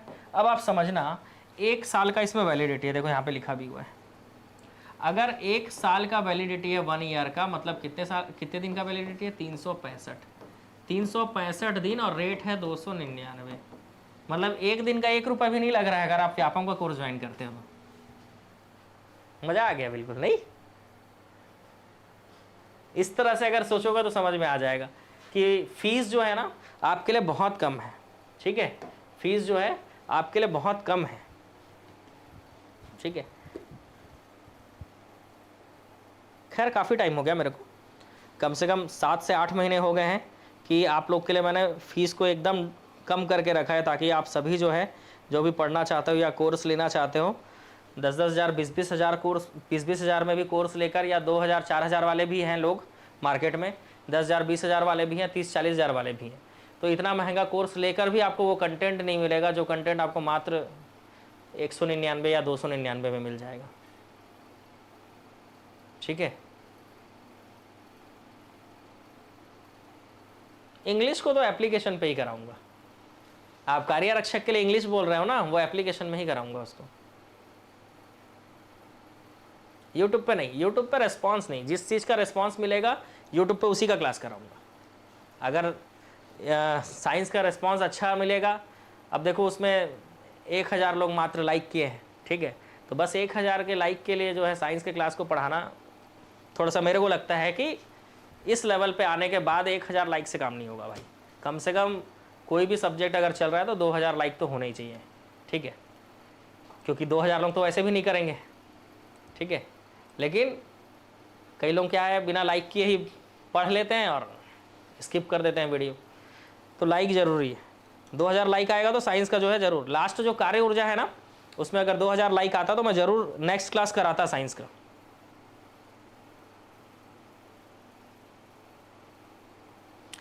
पढ़ते रहो जीके, जीके में क्या है, इंटरेस्ट भी आता है आपको और मज़ा भी आता है, तो जीके पढ़ते रहो। एप्लीकेशन में करा दूंगा, चिंता मत करो। साइंस को परिचारक वालों साइंस और आबकारी आरक्षक वालों इंग्लिश, एप्लीकेशन में बिल्कुल कराऊंगा। छत्तीसगढ़ी भाषा भी कराऊंगा और हिंदी भाषा तो वैसे कराया ही है मैंने, ठीक है।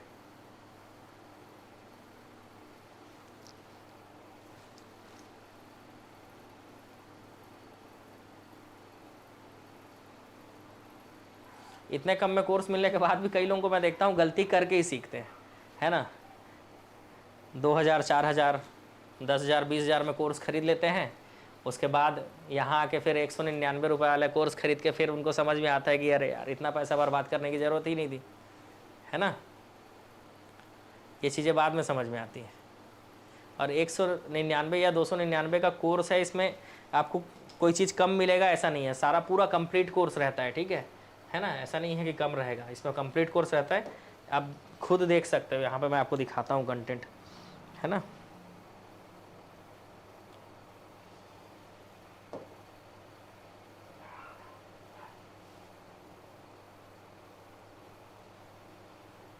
देखो व्यापम का ही कोर्स दिखा देता हूँ आपको। ऐसे सीजी व्यापम में क्लिक करोगे और कंटेंट में क्लिक करोगे, ठीक है।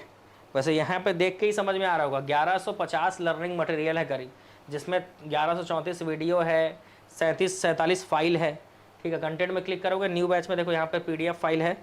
कंटेंट में क्लिक करोगे, ये इसमें क्लिक करोगे तो यहाँ पे देखो छत्तीसगढ़ के जीके का 157 वीडियो, 13 फाइल, इंडियन हिस्ट्री है, मैथ्स है, रीजनिंग है, जियोग्राफी है, कंप्यूटर है, बाल विकास है, हिंदी है, संविधान, फिजिक्स, केमिस्ट्री, बायो, कोई भी कंटेंट ऐसा कम नहीं है, करंट अफेयर तक भी है, ठीक है।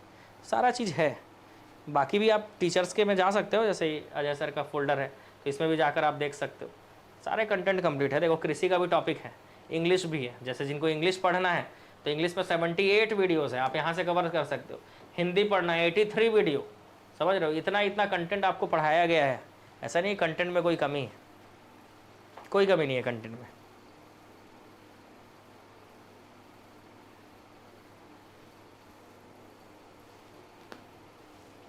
कोई भी कोर्स का आपका वैलिडिटी अगर खत्म होता है ना तो कुछ मत करो, कोर्स का रेट वैसे भी बहुत कम है, 199 है। या तो आप मेरे को व्हाट्सएप पे मैसेज कर दो, मैं आपको QR भेज दूंगा, आप उसमें पेमेंट कर सकते हो, या तो आप खुद से 199 रुपये दोबारा देकर वैलिडिटी बढ़ा लो।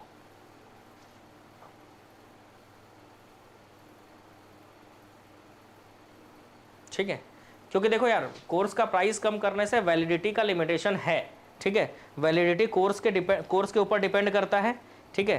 तो वो चीज़ आपको भी समझना होगा, थोड़ा सा एडजस्ट करके चलना होगा, ठीक है। बाकी मान लो कोर्स की वैलिडिटी ख़त्म हो जा रही है तो सीधी सी बात है, उसके लिए आप वही कर सकते हो।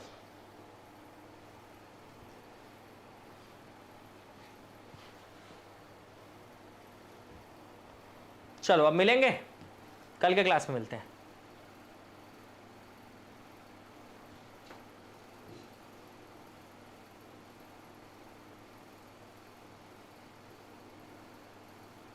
बुक से बेस्ट है, कम में मिल जा रहा है, ठीक है। सबको जय हिंद।